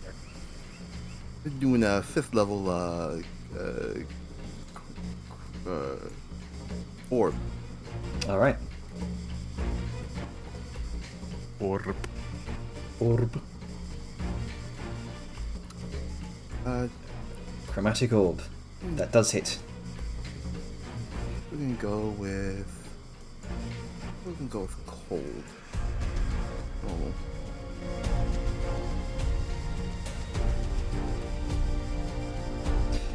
The 37 points of cold damage to this enormous snake. That's the fun part about chromatic orb. Any flavor of fuck you want in an instant. Yeah, he just conjures a big orb of frost and then sends it, just making sure it ice over the Titan boar. Like, nah, we're not having that. And she just looks around and just points to behind Vellum. We're being attacked from behind. Seems by a big snake. And I think that's gonna be the end of my turn. I can't go Alright. anywhere. Zerth, your rapier of warning glowing brightly. What are you doing? Zerth is going to. I think that's. I think he's going to just do a quick. How is it like writhing around in the water? Is it laying atop roots or like? It seems to be swimming through the water itself. It's doing the slither. Mm-hmm. Yes, Slither boy. Slytherin. I guess how do I kind of want to do this? I'm trying to think now. Does Earth want to prolong this, or just get through with this, or just try to have everyone run away? I think he's just going to do a quick little.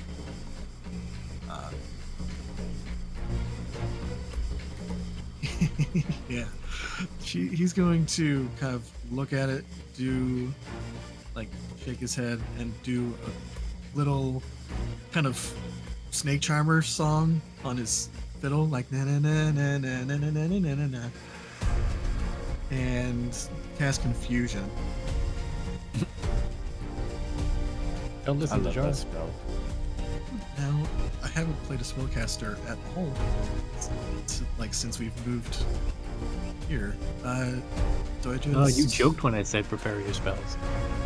I mean, they were prepared.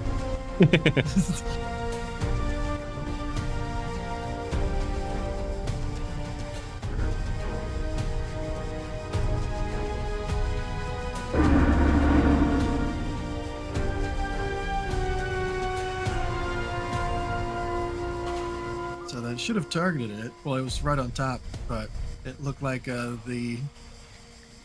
Oh. So the automation's out of date, but it looks like Snake has to make a roll.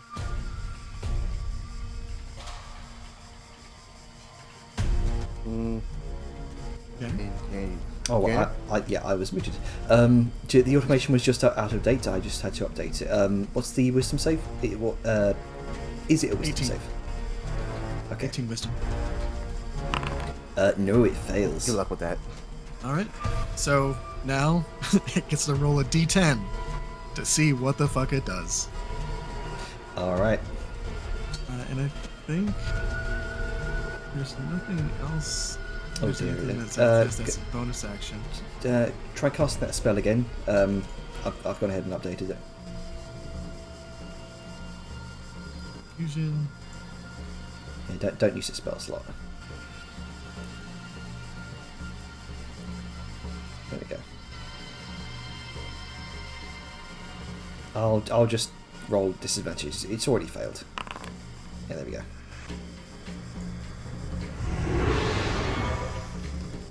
And I think that is I think that's all to do at the moment. Okay. Yeah, if things get further awry, you'll perhaps do some other things. Etheria. Not happy with that. And I'm probably in this thing's strike range. Oh, I will say, confusion takes away its reactions, so you can move further away if you want. Oh, perfect. Well, and she's going to 10, 15, 20.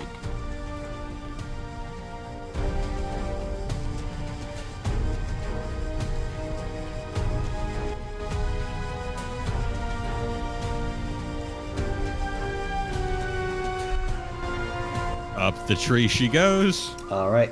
Skittering up the tree. Skitter, look at me. Yep.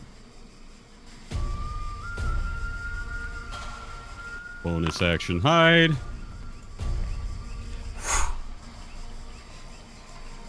Disappears into the tangled roots. Never to be seen again. Make sure it has this on. Make it wet. Now, bearing in mind, the entire swamp here is cloaked in dim light. Besides the sort of breaks in the trees here that you can see with the shadows. That's good. And I'm hiding in natural foliage. Correct. If I'm climbing up here and in that, would I be potentially lightly obscured? Yeah, you would definitely be lightly obscured. Great! All right, here's this. How do I... Sharpshooter. There we go. You shoot sharp. This Is thing that a didn't- crit? No.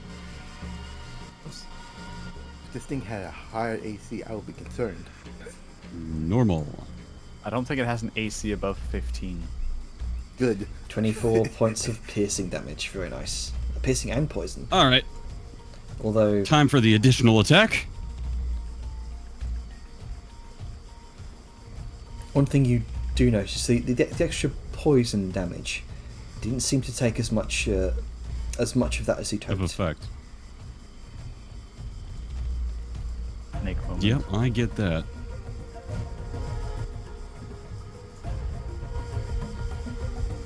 And I think I don't get advantage anymore. I don't need it. Just a god. And Dread Ambusher gives her the extra additional attack. Mhm. Only on the first round.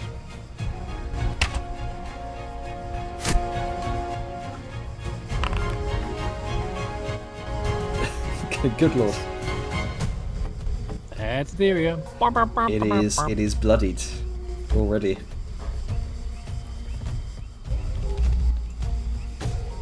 All right, the rest is yours.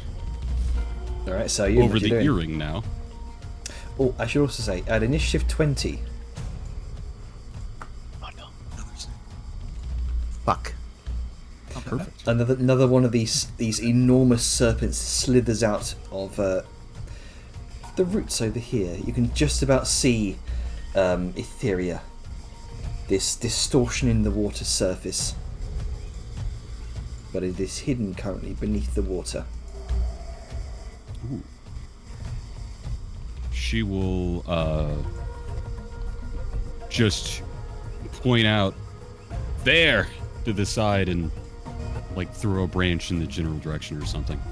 You know, whatever descriptive as part of speaking reaction. Nothing Where'd you mechanical. ping? Where'd you point? Ah, off that side. Okay. Oh, hang on. This is where it was, right, Jim?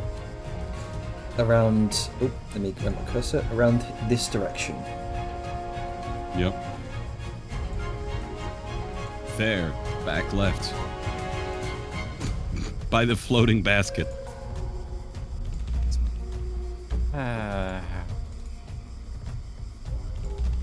Or a basket. Sadly, we cannot do indiscriminate fire because if we break the basket, spirits be mad.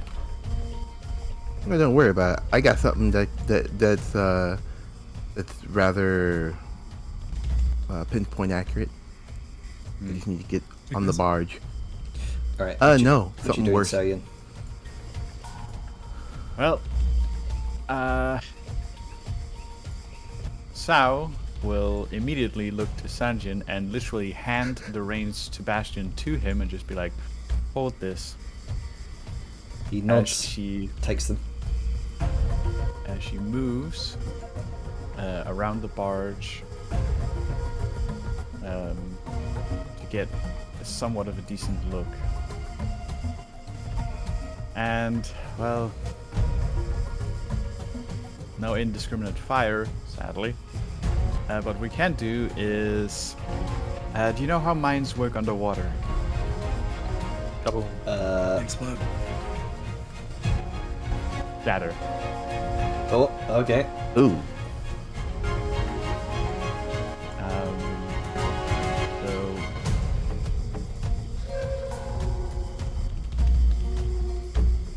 Make sure to avoid everybody else. Much And appreciated. kablooey. All right, it needs to make a Constitution saving throw. It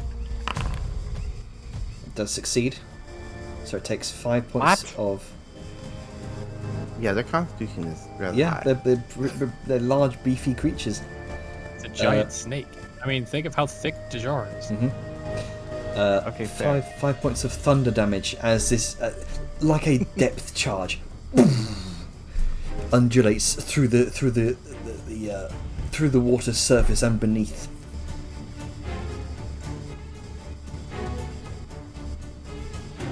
All right. Is that your turn?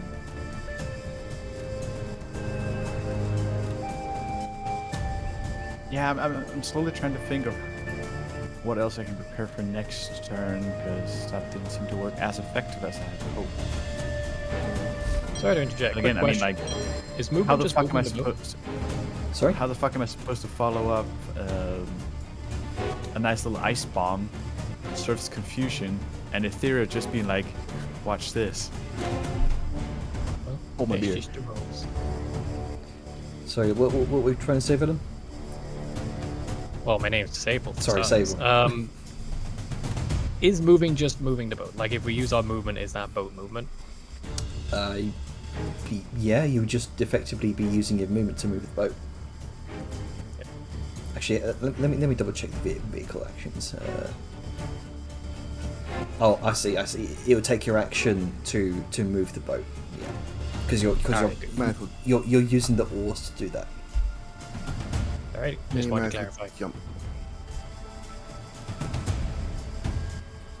There are routes. There are routes. There are pathways. They have javelins. Long range option.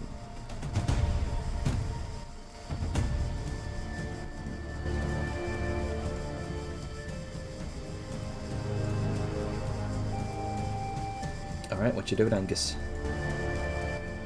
I am drawing a line. Sorry.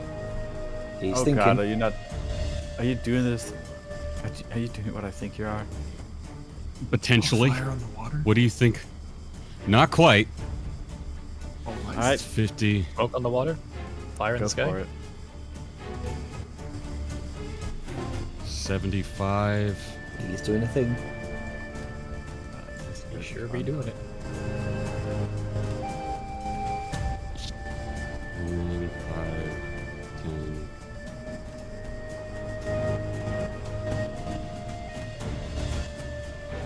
He's swirling his hammer about in the air, and little sparks and magic root circles and stuff fly off of it that then appear as a series of swords, axes, and other sharp instruments. There we go. Ooh.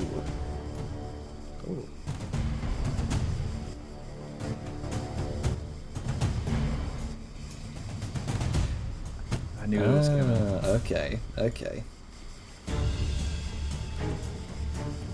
The wall provides Ooh, you 3/4 want to cover set that up, bitch. to creatures behind it, and its space is difficult terrain. When a creature enters the wall for the first time or starts to turn their dexterity saving throw, will take 16d10 slashing damage, Yeah. or half as much on a save. Okay. So Yeah. it's already in partially the. Yep. Okay. When it starts its turn. Okay, I see. So on the start of its turn, as you shout out this dwarven phrase, For those who speak Dwarven, shout out "Blade Barrier" as this giant writhing wall of blades that have more or less encircled the back half of the boat. all right, very nice. On that blue line. Okay, I shall take that into account. Is that your turn? You've got your bonus action and movement. That is the turn. Okay. Kaja's turn.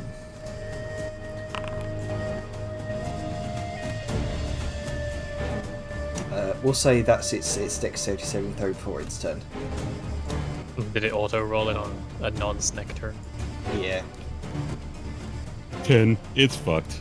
Take 37 damage on your turn, buddy. Mm-hmm.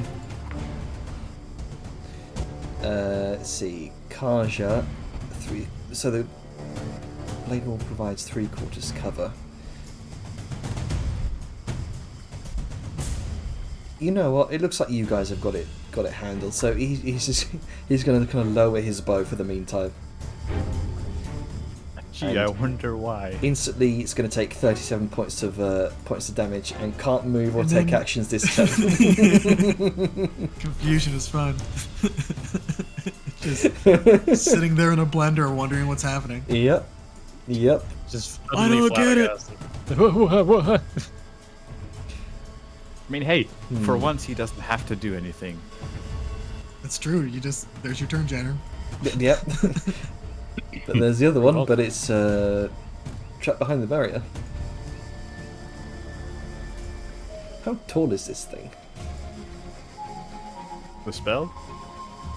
20 feet high, It's 5 good. feet thick. It's basically What's the wall of fire, but what's the exact positioning of this wall, Angus? It it's is the outlined in blue line he's drawn. And like height-wise, what's the z-axis? I'll say it goes 5 feet below the water and 15 feet above. Okay, gotcha. Honestly, I'm pretty sure you could do 10 and 10. It's also 5 feet thick. Mm-hmm.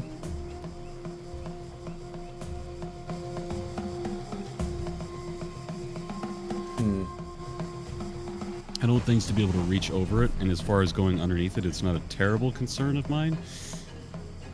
Because I don't know if they'd be able to understand that. Plus, I made it so close that even if they did go underneath it and appear, they couldn't do much except go and try and squeeze here, but they're too big for that. Yeah, I'll have them make like a wisdom saving throw. If they fail, they're snakes. if they fail, they're probably gonna think otherwise because they're beasts. Mhm.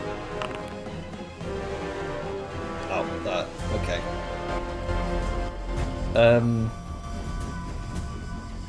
Yeah, it's gonna slither underneath the 5 foot depth of the wall. Did it take the 37 damage, by the way? It was not in. Oh, hang on. I don't think it would. It was when it started this turn. Oh, Oh, I'm sorry. I thought it was this one. I was looking at the wrong one. Yeah. Oh, okay. That was the other one. That we just rolled the dex save for. Took 37 points of damage. This one, Got it. with a 21 wisdom saving throw, it's gonna slither underneath the wall.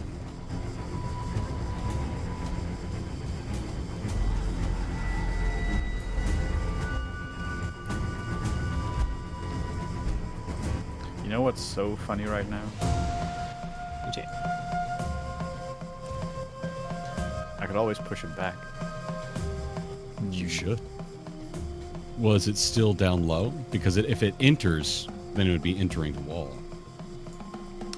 If it raises, And the line going right here through a point. It's kind of fiddling Well, with if- where if- the wall placement would be. yeah. Do it in an L right here. Like a I bend. wasn't able to do it in the grid like the. You probably can't see my ruler selection like that, can you? I'll Can go you see my ahead highlighted measuring and template? It's like- there we go, like that. I imagine, but that would indeed cross its path. So I'll say, as it kind of raises up to. Sorry, I had to freehand it. Yeah. As it raises up to rear its head back to attack you, I'll say it would briefly get caught within the wall. So I'll have it make a dexterity saving throw. We are at time and 24. So we'll take half. Okay, So we'll finish up this combat first, and then we can probably end it there. Alright, well, I am saying I do need to go, so unless Oh, a he has snake to go. jumps out, I'm going to have Vellum ready in action to swipe at a snake that comes near him. Okay, all right. do we want to pause here and just pick it up? No, Because we my are turn at isn't time. very impactful, and that's all I'm going to do anyway. Mhm. Nothing is going to change about that in the next two turns. So I'm good for this round, and we're stopping at the end of the round probably. So All right. I just need a skedoodle because I am technically on the clock. All right, go ahead. Oh, Well, right, yeah. Yeah. That word. Yep. we'll see you next week then. I'll be around to chat. Just I Okay. gotta be on the phone at home. All right, no worries. So Yeah. it's going to take 18 points of piercing. Was it slashing damage? Slashing damage. Yeah. So 18 points of slashing damage. And it's going to rear up and make a. I'll say, yeah, reasonably it would be a bite attack. Nope. You fool! And it's gonna then make a constrict attack with its multi-attack. He only has a 20 Five. AC right now. Damn. What is he? Is it not got his armor equipped? Did you forget to put your armor back on after you Yeah, did the little side battle? I think I forgot to put my normal armor back I on, think so you I don't did. have my armor or shield. I Yeah, will say it's got- it- So what Oh. what would it be? I prepared What my would your spells, AC not my equipment. What would your AC 28 would still hit me though. be? But what would your AC be? Normally it's like 25, let me- 26. Yeah. Okay. Zerth is going to see this happening and make a small little quip about toothless snakes. Actually equipped it proper. And he's going to Hear that use quip. cutting words to potentially make this snake miss. Okay. Is there? I guess this would be in features.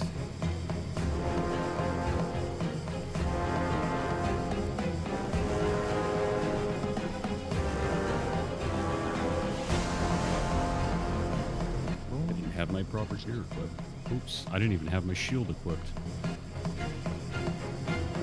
What, Angus Naked? Ugh, lagging. Yep, same. I think it's because you're trying to equip a lot of stuff at once. Why No, does my no. equipping affect the game's lag? I don't know. Because it's updating a shit ton of stats. Okay. Well, it doesn't look like it rolled it, so I'm gonna roll it. Okay, so So subtract that- 9 from its attack. Yeah, so that misses entirely. Good gracious. I love cutting words. There we go. So let me remove that damage. You are not constricted as it lashes out its long, undulating body to try and wrap you up in its coils. Zerth says a rather insulting phrase to this creature. And, Zerth speaks parcel tongue. He's just, and it's just like, somehow, what'd you say about my mama? and somehow that knocks it off balance. We heard about a smooth tongue, but sure as shit, his slithers. Alright, let's go. Liska's seeing this happen and being right here. She's just be like, okay. She's Okay. going to meander on down. Unless it's not letting her. Why is it not letting her? Yeah, sorry, but you're still confused. Mm-hmm. Sucks to be Okay, you. it's not letting me move. I think it thinks I'm inside the cab, like the Oh, right. part Hang for on. some reason. I think it does for some reason. She's hovering over it. So, Hang on. Let me fix that for you. Okay, there, and then Ah, she's mounted. That's another thing. That's why. That's why. Ah! Oh no. mounted to the cab. You ain't supposed to do that. Let me get rid of that. Don't you have It like just, an undo feature? There it is. Move now? Just walk out the door, I guess. Nope, still can't. Fuck it. Hang on. We're just gonna stick you there.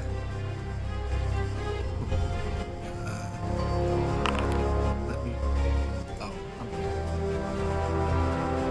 Update combatants. We'll stick you Lineage 12. There we go. all right. Got there in the end. Yeah, let's go see this creature. This one just seems confused and is getting chopped up, so she's going to attack this fella. Bryce.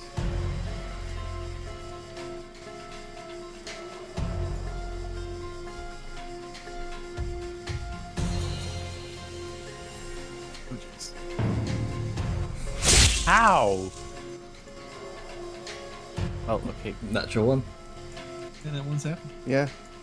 No, I'm still just like, how many times have you nat one with like Liska? I don't know.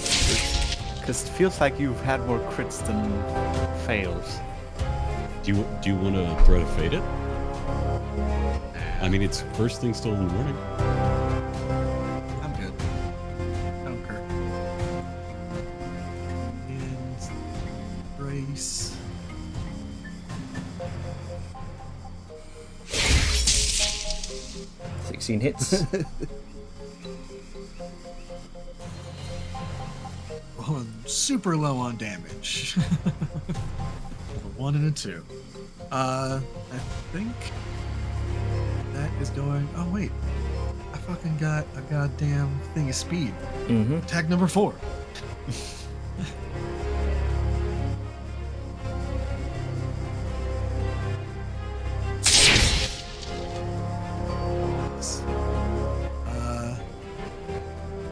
Maybe a normal hit. And I think this.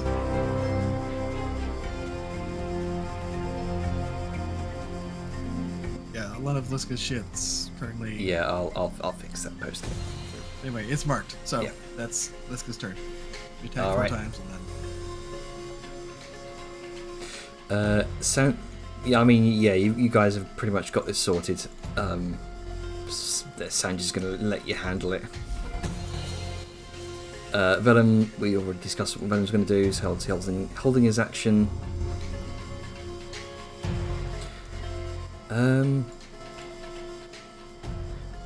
Tanji is gonna make her way past.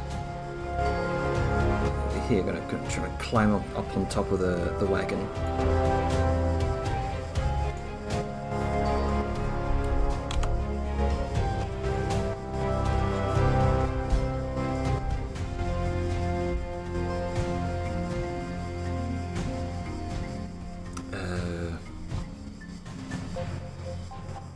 He's going to do one of these. A small sort of cyan bolt launches out of her hand, strikes the snake.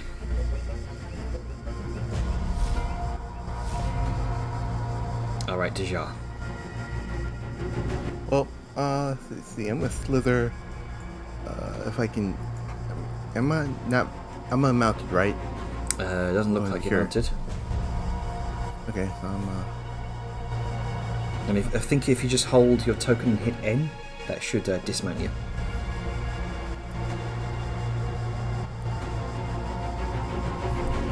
N as in no, not M-O. In. Oh, N as in Nigel. I'm. What I'm doing. Okay, where you want to go? I want to go right here. On the roots. Alright. So you'd effectively be, what, 10 feet up? Okay. So you'll I'm probably going turn to it back just. there. That's good. That's good enough. I'm lifting up just a little bit, so not to hit Liska. I'm just gonna aim at this. All right. I'm tired of this. I just want this to end really quickly.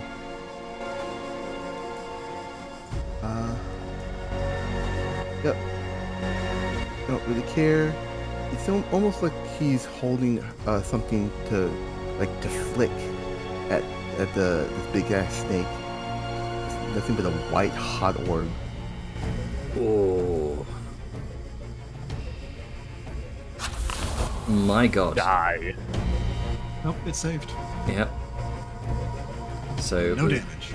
no damage. Save or suck. Damn. Wait, really? Yeah, that's why Mhm. disintegrates save or suck. All that guaranteed damage. Pass. Don't get hit.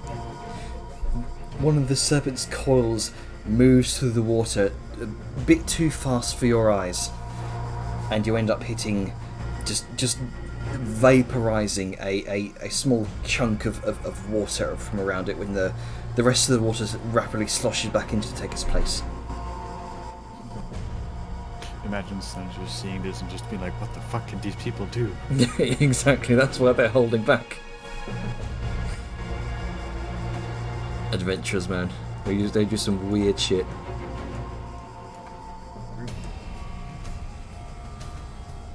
Alright, is that your turn?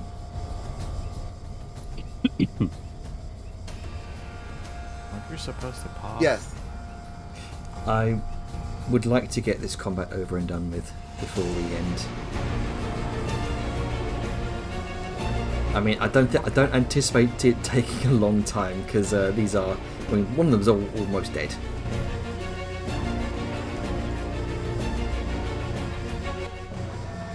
All right, Fair enough. is that your turn, Tajar? Jar's muted, so I'm gonna Yep. say yes. Yes. Zeth. Alright, seeing Jar throw out disintegrate, you'd be like, oh damn, okay. I guess we're going hard on these snakes. He's going to kind of shrug, and then you see he kind of holds the bow of his violin up, kind of like in a fencer stance, and you see he draws like a little symbol in the air with the tip of it, and he is going to cast. Oh, isn't it?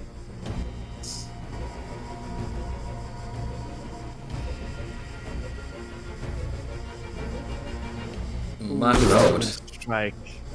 I'm one of my favorite spells. It's fun.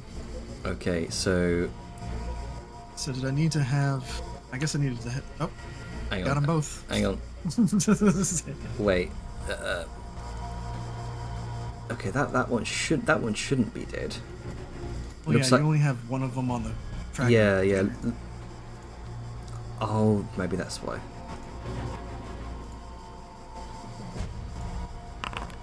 There we go. I guess since the other one didn't, Um, I didn't know if I make needed a- to have them both selected or if Make a casting melee the spell would let me attack for select each. them. On a hit, the target takes. Yeah, make a melee spell attack for each target. But a 24. Yeah, that would hit both of them. So Well, the I need to make one for each. So Oh, give yeah. me a second while I make one for the second one.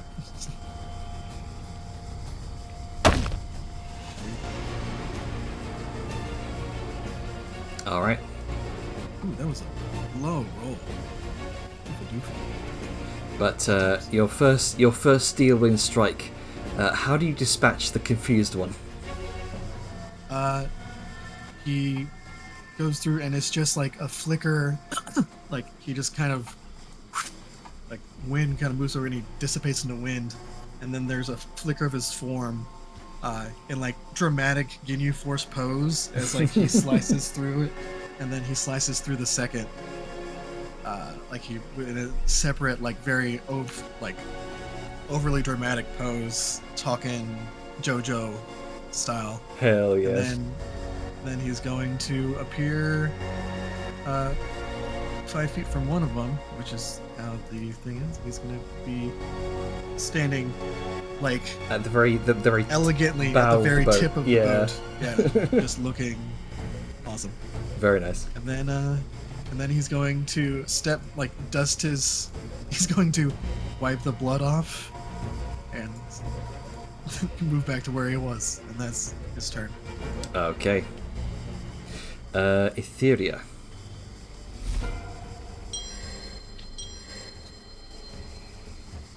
Well, you know the routine. Shooty. Point and shooting. Bang bang. Pretty tooty.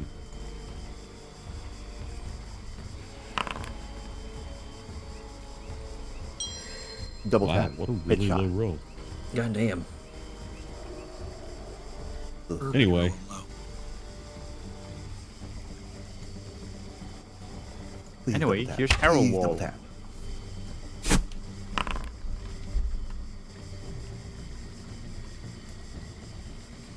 Oh, yeah, 19 hits.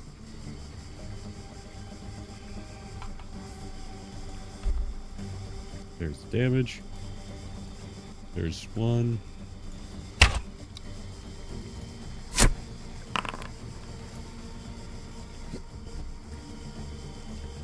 There's Why two. is it rolling damage so slow? Because it's Lot of dice. prompting me. Yeah, it's Is it prompt. normal? Is it critical? Do you use sharpshooter? Is it regular? Oh yeah, you have I'm all gonna go those through things. menus. So grand total 58 damage. My god. Yeah, definitely bloodied. I'm gonna just scurry up a little bit higher up this tree. Now I should be out of striking range. All right. With that, I pass it over to Sal.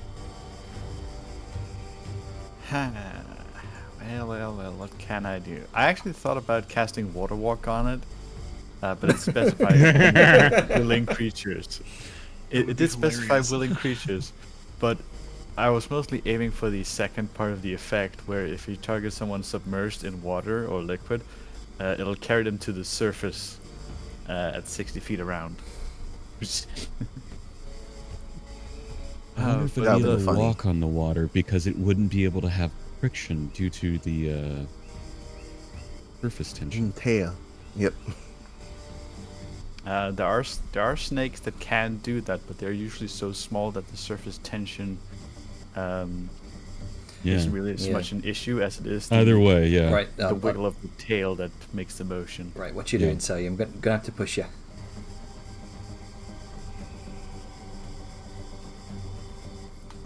Fuck it. Cannon. Fuck it, cannon. Yeah. Bitches love cannons. Force ballista. Alright.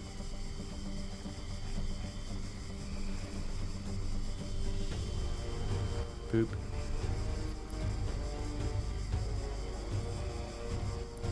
Oh god, the lag. There we go. Eat, shite, and cum. Please hit.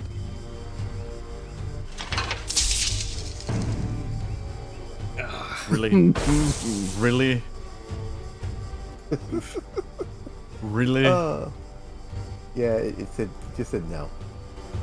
Sorry. That's why you smack talk after them. Mm-hmm. Yeah. I would have loved to make this great work. Angus, be a fucking deer, shit. just fucking murder it. Okay. Well, sorry, she told me to. Well, time to murder. I have permission now.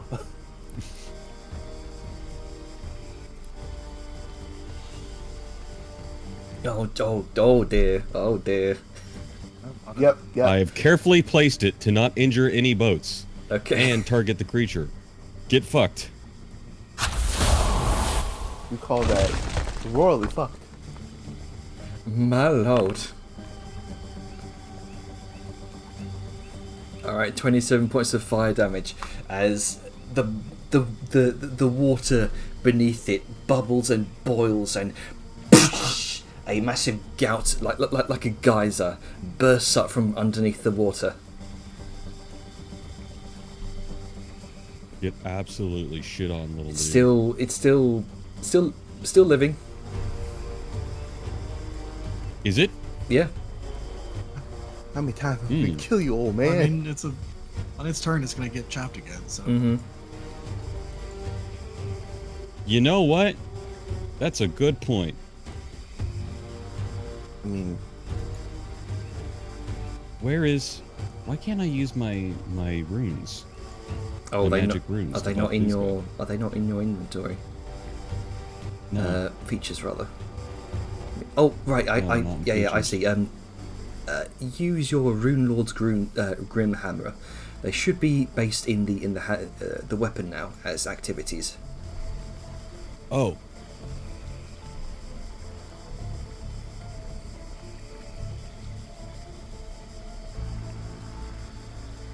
Yeah, just to save on clutter. That's all. Rune Lord. Uh-oh, you're targeting Liska. Exactly. Yes. official. Rune of The Wrath. next attack is made with advantage and deals an additional 2d6 necrotic. That's why I said, oh no. Liska! ambulance. Kill him! Not for me. Call the ambulance, call the ambulance. I solved them all up for you. All right, is that your turn? And that's it. So Yun, you just hear behind you Kaja just talking to Sanjin. Oh, yeah, they're adventurous, man. I don't know what to do. So just turns with a like brief look back and just say, "Stay back." Like it's a question. Yeah, that's gonna be him. What do I do? Nothing. So immediately Titanabo is gonna. Wait, is it end or start the turn within it? Start. Start Start turn. or first enter. Gotcha. So it needs to make a dexterity. It's a dexterity saving throw, wasn't it? Correct. All right. DC is 18 Yep. See Nope. if you can beat an You're 8. fucked. No.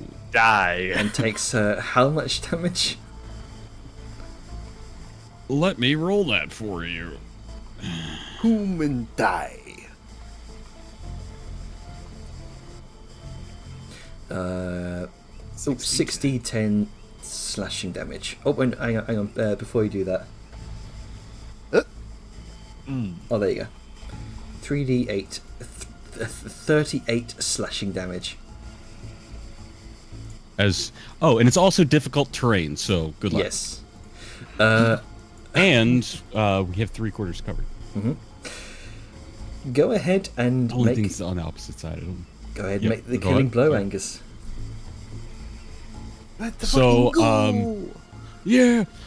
Then I suppose as this creature is moving through this wall, a series of like these spectral runic axes and swords and other various weaponry are swirling in place and appearing, and there's a series of like almost faceless ghostly dwarves that briefly appear and take a weapon and strike out as it's just absolutely pummeled by these things, shredding piece after piece into gouge as chunks of flesh is ripped off this thing as it's going through effectively a 5-foot thick wall of a bladed blender.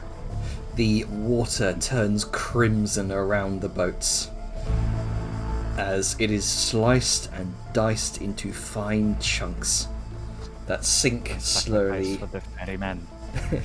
Exactly. As the chunks slowly sink to the bottom of the swamp to feed whatever carrion. To feed whatever Fish. Yeah, fish. Whatever might feast upon it in the natural cycle of life and death. It's the circle Unfortunate. of life. Sometimes you eat shit. And die. Well. And he drops the wall and goes back and he plops into the boat. The deed is on. You can 8 see seconds this. later. Oh, sorry. And he wafts the rune away from you so it's no longer circling you. Hey, Liska's gonna look at the snakes and be like, "So, are we going to take these for food or what?" They make good barbecue if you want me to. Sure. yeah. And you can see that they are Okay. slowly well, this one is slowly starting to sink beneath the surface of the water.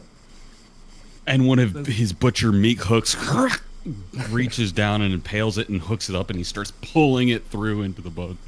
All right. Yeah. And Liska's gonna do the same with this fellow up here. Let me go ahead and make those lootable.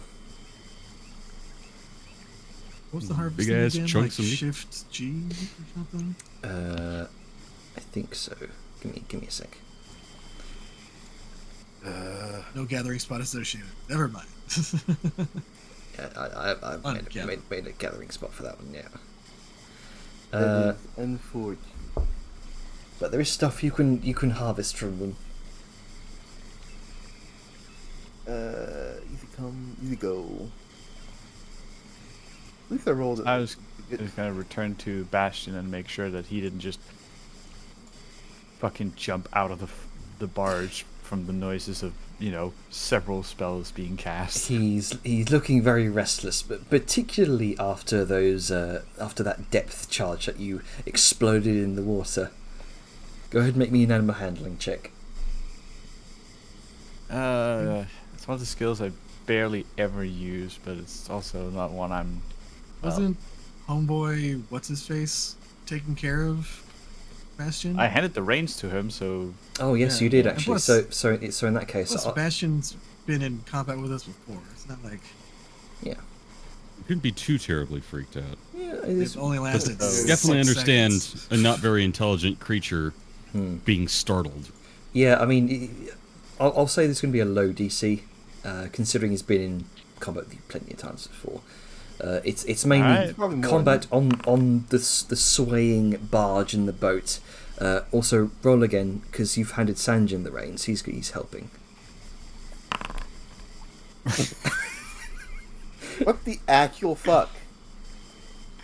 all right. I'm gonna fucking threat of fate that because no, I refuse.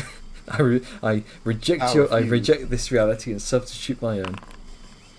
You got shat on. Wow. Wow. You know what? You know what? I deserve that.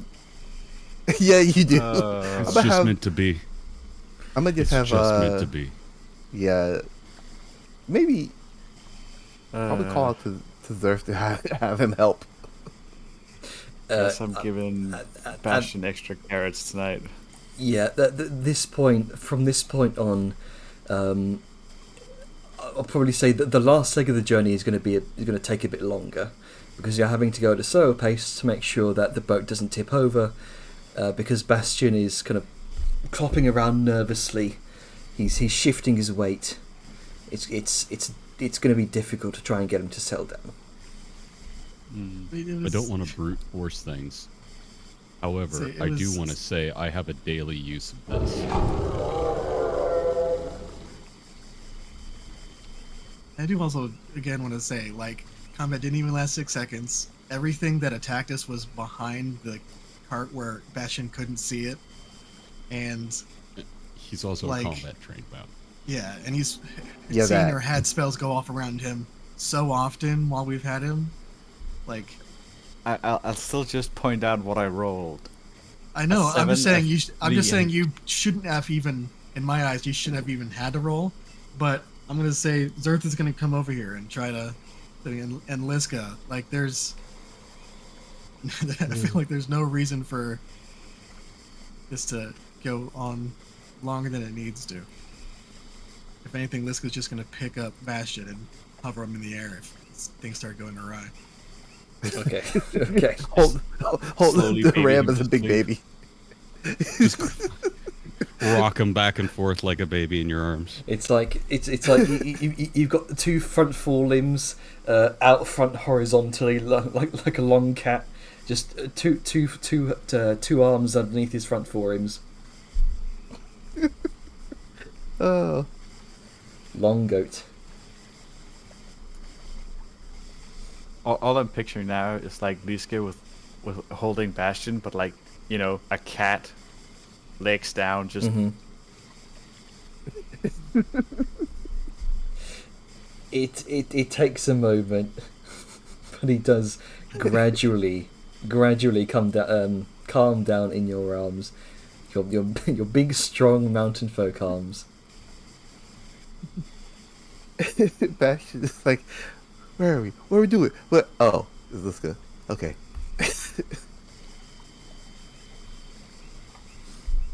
And then confusion starts settling in, because he's never quite been in this position before. He's both confused and pretty much appreciative of both.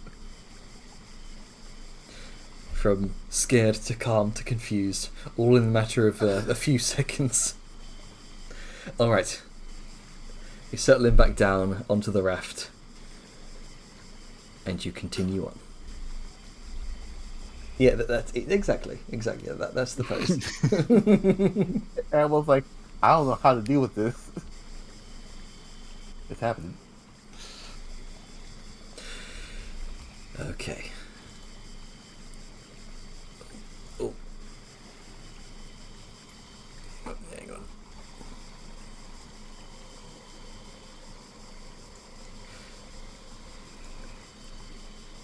Oh, there it is. There it is.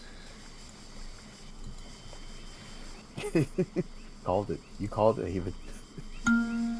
Combat map? Combat map. Come back.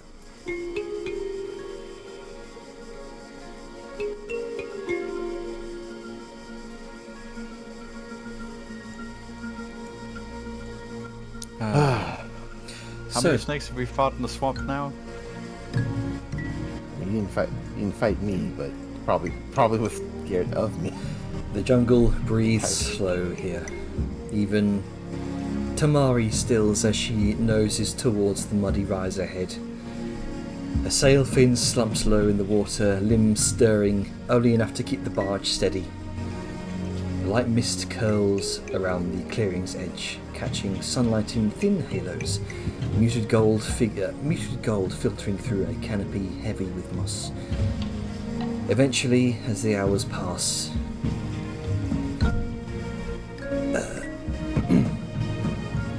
you, Soyun, you see a curve of brass, a glint of riveted steel in the distance. A shape once proud, now half swallowed by the jungle beneath the arched hollow of the roots of a giant mangrove tree. The steam hammer tank slouches, sunken slightly into the muck where weeks of heat and rainfall have softened the ground beneath its massive form. Vines creep around its treads, moss dangles from exposed pipes. Its once polished hull is streaked with grime and algae. Crickets perch along its flank. The dragonfly population seems to have claimed it in the interim, dancing in lazy swarms. Oh, go ahead. Sal's first thought is, there it is. Sal's second thought is, oh, Angus. Well, Indeed, the dragonfly swarms kind of dancing in lazy swarms in between the rivets and exhaust ports, and yet, as you get closer, beneath the growth and the rot, you recognise your prize, Angus.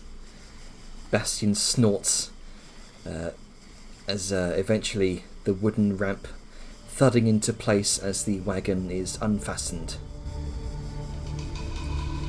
Are you doing the same thing as you did before, shrinking down the wagon?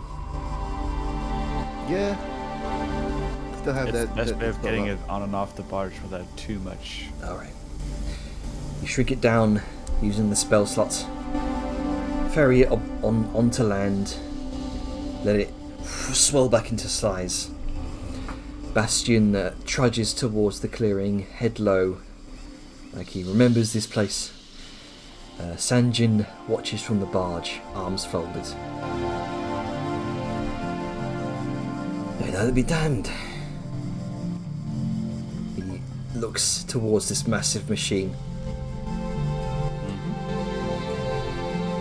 That is my work. And my friends who help some. I thought the weird cog magic was some beard thick tale about dwarf folk east of the Morbog building gods out of brass and steam. No, it's quite true. Maybe not gods, but definitely tributes to them. I didn't think you'd meant some sort of... What is that, a giant metal ram? Pretty much. It has a cannon on it that shoots balls of condensed steam that explode. Also several Gatling guns and a mortar, which is like a cannon that shoots straight up and very far away. He casts a look back towards Tamari, who's kind of trudged up on land, growling as she eyes the machine warily. And he I used it to win a war against goblins. I do not see how you could lose in that thing. Tamari? No. He kind of tugs at her reins. Pretty sure that thing will bite back. No, not unless I control it. It's fine, it's safe. Well, No more way than a boat can bite. Sao just looks to what is dragging the boat and just looks back. well, next time you go sightseeing or try to pit stop with your big machine, maybe don't pick the nesting grounds of Titanoboas. And he chews the end of his pipe. Oh, well, I didn't know about that. It was just a good place to hide it. Thing was the only place that fit. Well, fair enough then. Well, I reckon this is where our wake splits. Aye. It was nice meeting you. I hope to see you up in the main city. I can never remember its name. Tektahos. Tahoe. Tektahos. There you go. I hope to see you in Tektahos with plenty of wares and coin. And you said you were off to the Ring of Claws when we first met. Indeed. The gods watch that place close. Blood, glory, and 1,000 hungry eyes. You need more than just weapons.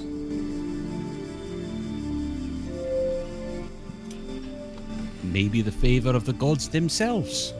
Perhaps. Well, and he kind of dusts himself off. Keep the ground under your feet. Try not to stumble. The jungles in Tanzia will eat you right up if you misstep. Aye, that they will. And even when you get to the capital, What? keep your wits about you. Aye.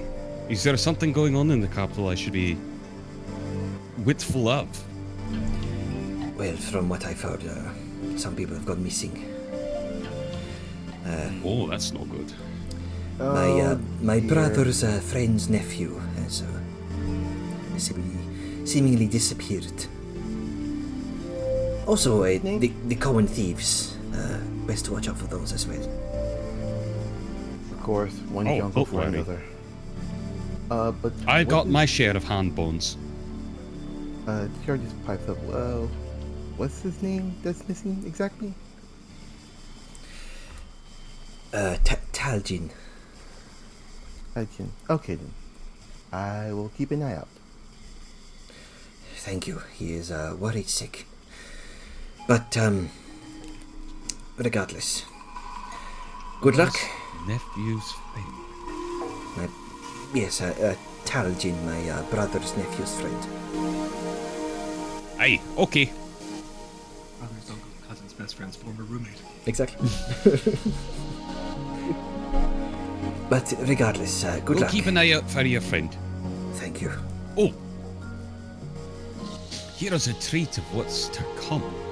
He's going to reach out and he is going to hand him one of the Angus Bracken biscuits, but this one's in the shape of a milk chocolate chip cookie muffin.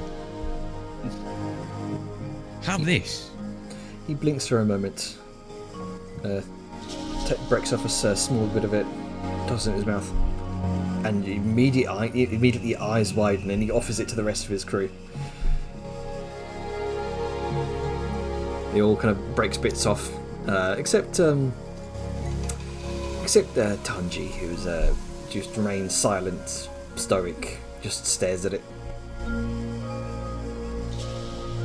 And yeah, they all share in that meal. Right then. It has been a pleasure doing business with you. He looks over to Vellum. I'll keep an ear to the river. Maybe I'll hear your names whispered down the current from the Ring of Cross. And if not, I'll know which ghosts to drink to.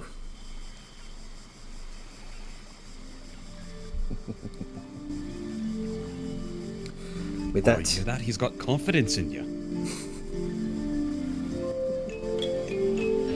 With that, they all prepare their various implements. They tie the remainder of the cargo to better fit, but be a bit less cramped now without the wagon to take up most of the space.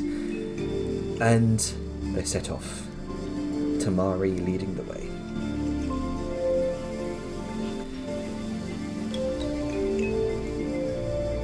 And with that, we'll end it there. Making your various preparations on the road ahead towards Sectaros.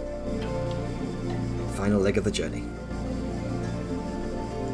I don't know about you, but I think they were very nice people. And I'll stop recording in 3, 2,